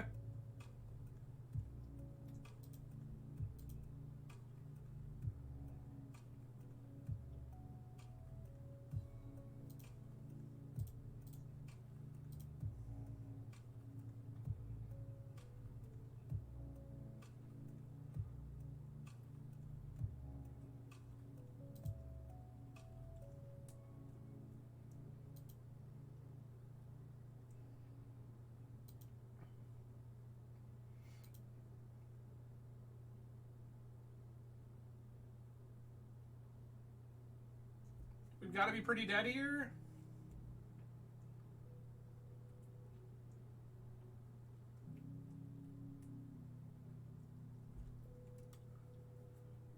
Archon certainly doesn't do it. Yeah. That's us dead to Renee. Unfortunate. Yeah, that hand just didn't shape up like it needed to. We drew too many Thalias and not enough other cards that are relevant. Opponent had the Needle for Wasteland preemptively, which was very, very good. These things are unfortunate. So that's us 2-2. Not quite the trophy we were hoping for, but we can still turn this around. Again, I appreciate everyone hanging out tonight. A lot of ways you choose to spend your Tuesday evening. I am grateful you've chosen to hang out with me.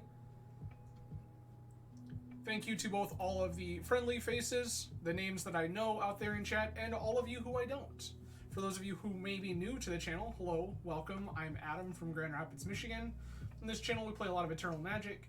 That means Legacy, Vintage, Pauper, things like that. Currently, we are playing Vintage Mono White Initiative. I've been tuning this deck quite a bit. I think the deck is very, very good. But unfortunately, every once in a while, you hit a bad one. And this was definitely one of the more rough weeks. We lost to Oops. Game 2 was close. Game 1 was not. Game 1 opponent got to do their thing, and there wasn't really anything we could do about it.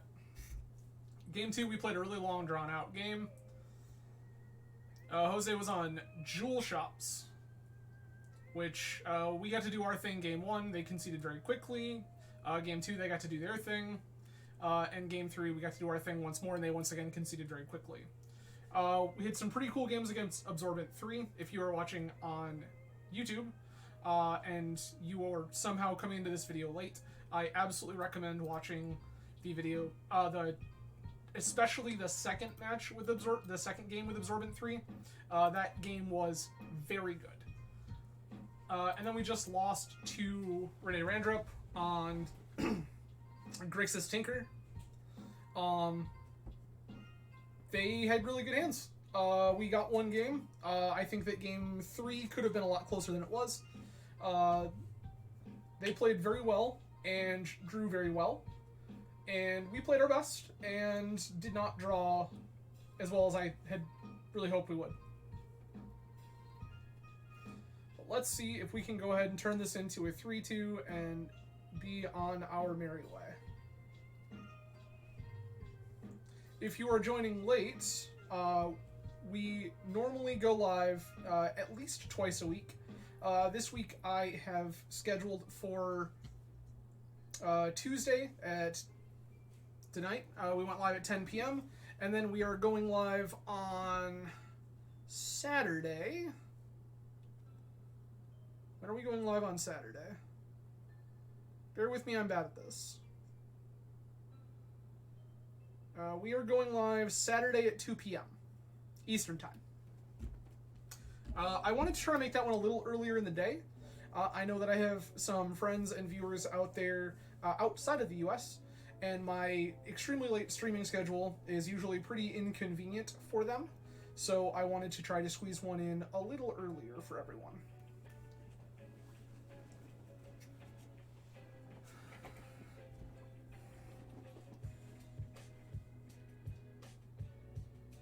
Strange to me to not see Montolio's name like right up top there. Montolio is quite often one of, if not the trophy leader. I'm not familiar with this particular player, but 11 trophies is quite a lot.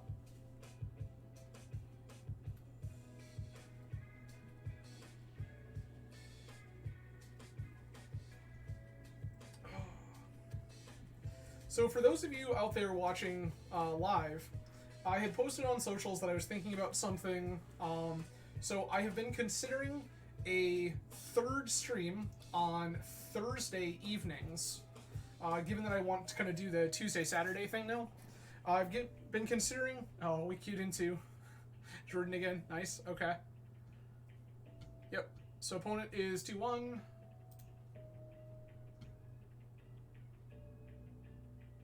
Keep.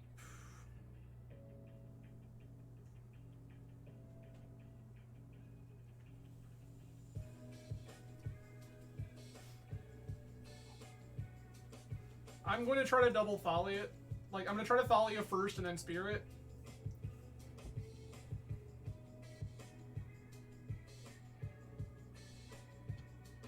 Opponent is still double queuing in a Brothers War Draft League as well.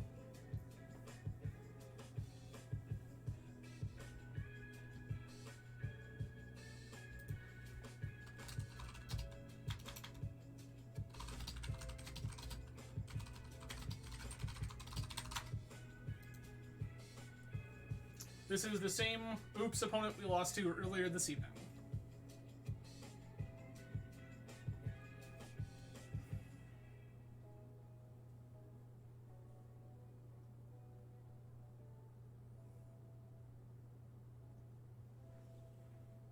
For anyone curious, I messaged opponent and said, queues must be quiet tonight, LOL.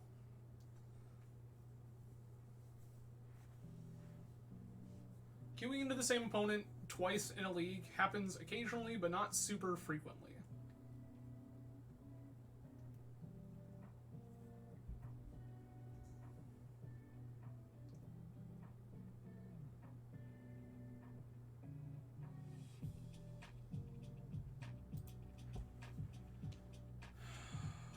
We kept 7, opponent is on 6, making their life choices. They might be playing their draft league game right now as well.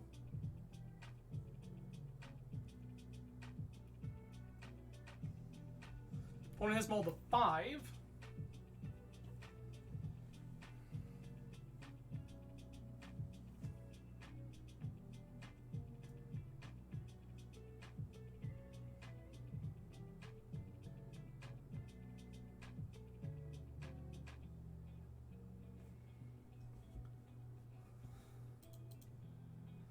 Black Lotus.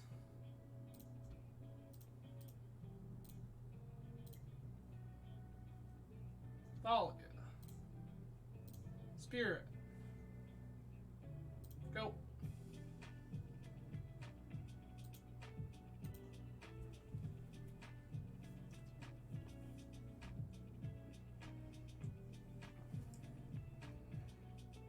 Nice.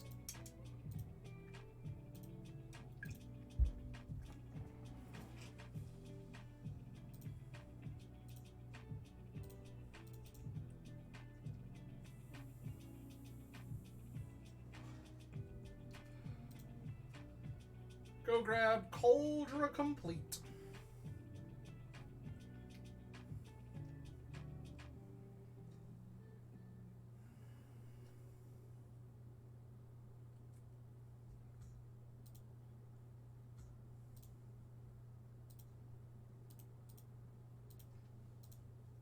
Yeah, I think that Oops is going to have a mighty hard time beating Thalia, Spirit, and Cauldron. This is a very quick clock and a lot of disruption.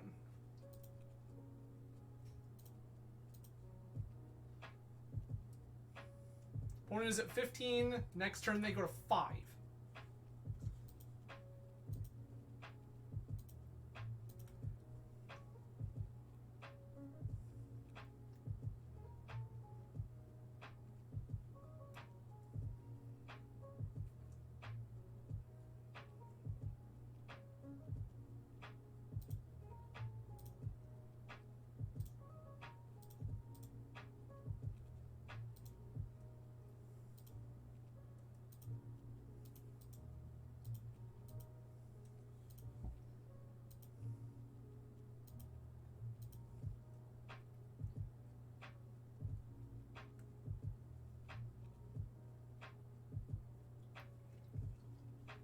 I mentioned earlier how powerful the Black Lotus openers are in this deck. This is why. It is not uncommon for this deck to just be able to kill you on turn 1 on 5 cards. And we went Lotus, 2 disruptive pieces. Go. Nice.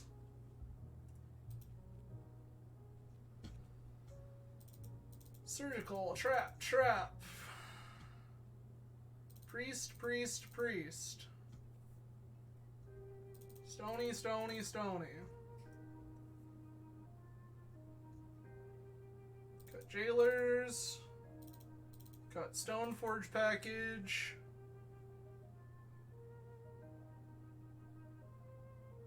I want this Lauren now that I know the opponent's like kind of willing to do some shenanigans.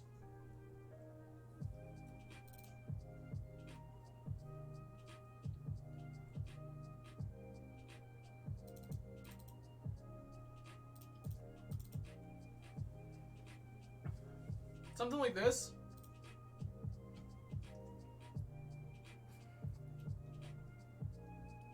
Keeping these 2 Solitudes in respect of their,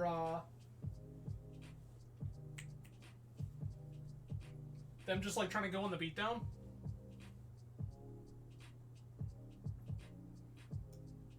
And Lauren here is just to smash a played out and not activated Charbulcher.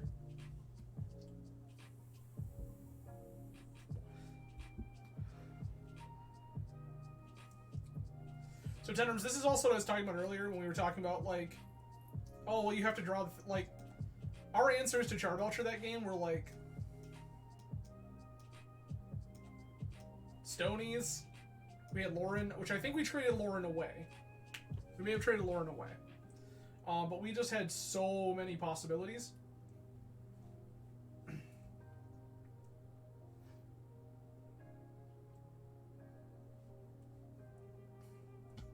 I'll tell you what though, Oops does seem like a great way to farm like quick turnaround.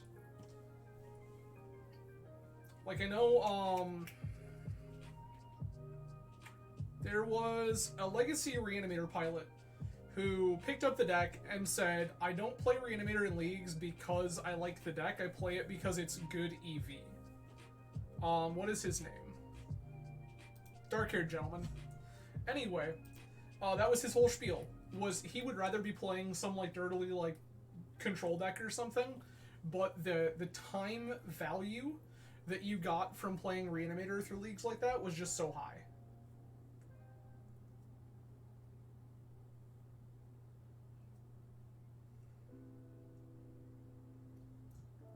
All keep.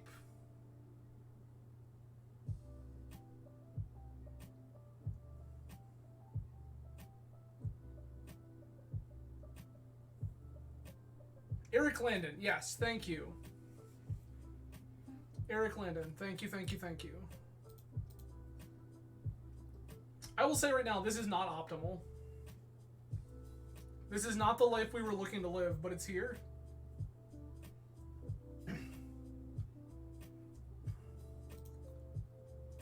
That is 1, 2, 3,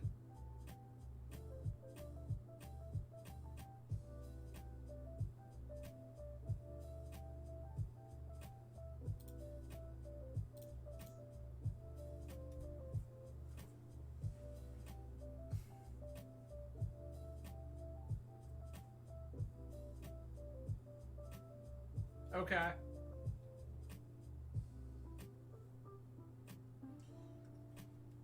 So opponent just had it. There's nothing we can do here. Scoop it up.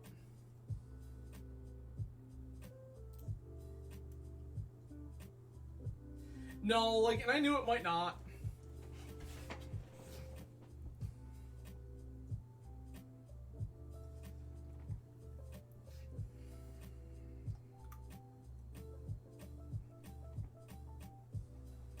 I knew that trap might not be the answer we were looking for, but I feel like our odds of finding a 5 that are powerful enough are almost 0. And that's the thing, is it's about... I mean, sure. It is absolutely possible that Oracle was trapped in hand. Yeah, like when we were in the draw, we mulled the 6. The first one was totally unplayable. It didn't do anything until like turn 2 or something, and the odds that we get a turn 2 doing nothing are like 0. I will play first, yes.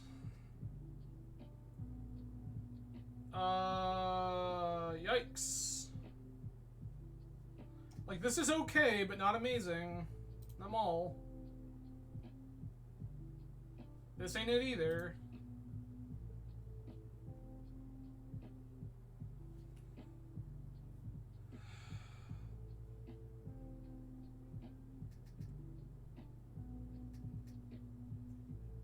Keep. Dungeoneer. Solitude.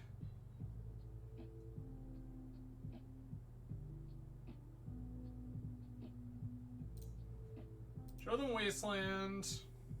Opponent is on 6 cards. We have a trap. We get to Stony on turn 2.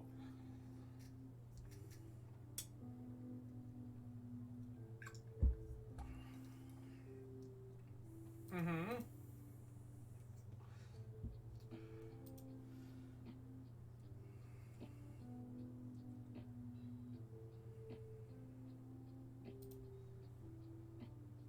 Crypts.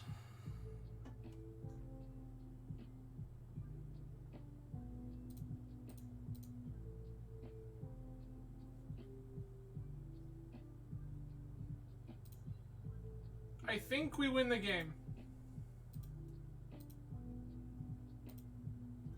Opponent has to have exactly packed.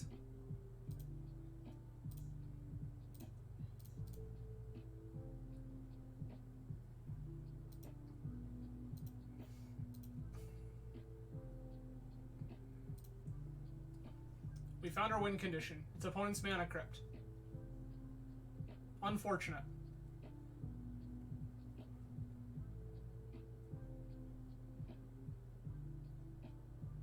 Okay. Opponent has stone nothing. We need to draw land. That is a land.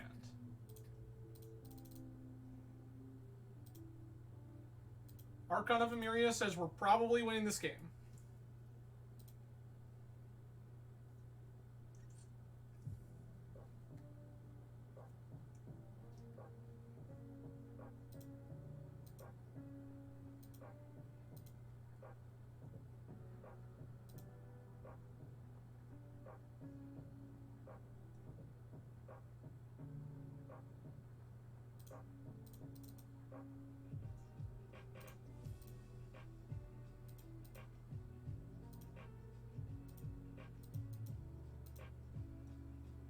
They're out as Chain of Vapor, you say?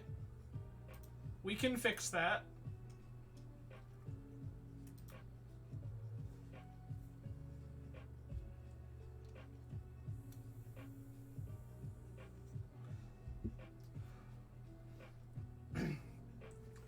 Alright, there we go. I think they had the chain and they were setting up for it, but by smashing that, that meant that they had to take a much, much longer line. Which feels good for us. So there we go. We have gone 3-2, obtained Pity Chest, and as is tradition,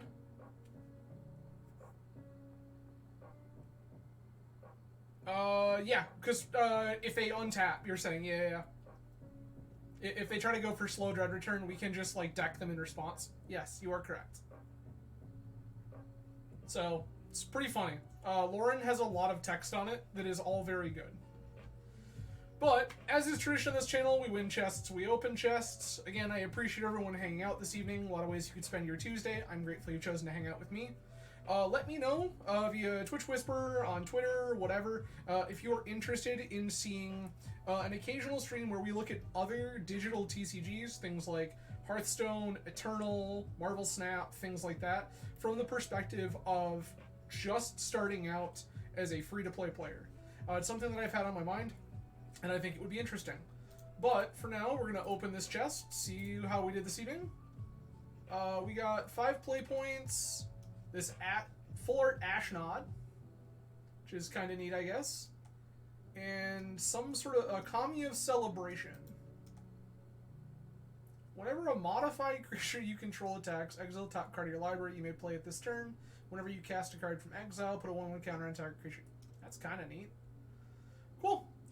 Alright, again, I appreciate everyone hanging out this evening. I will be back again for sure on Saturday, 2 p.m. Eastern Time, potentially on Thursday, question mark? We'll see what happens.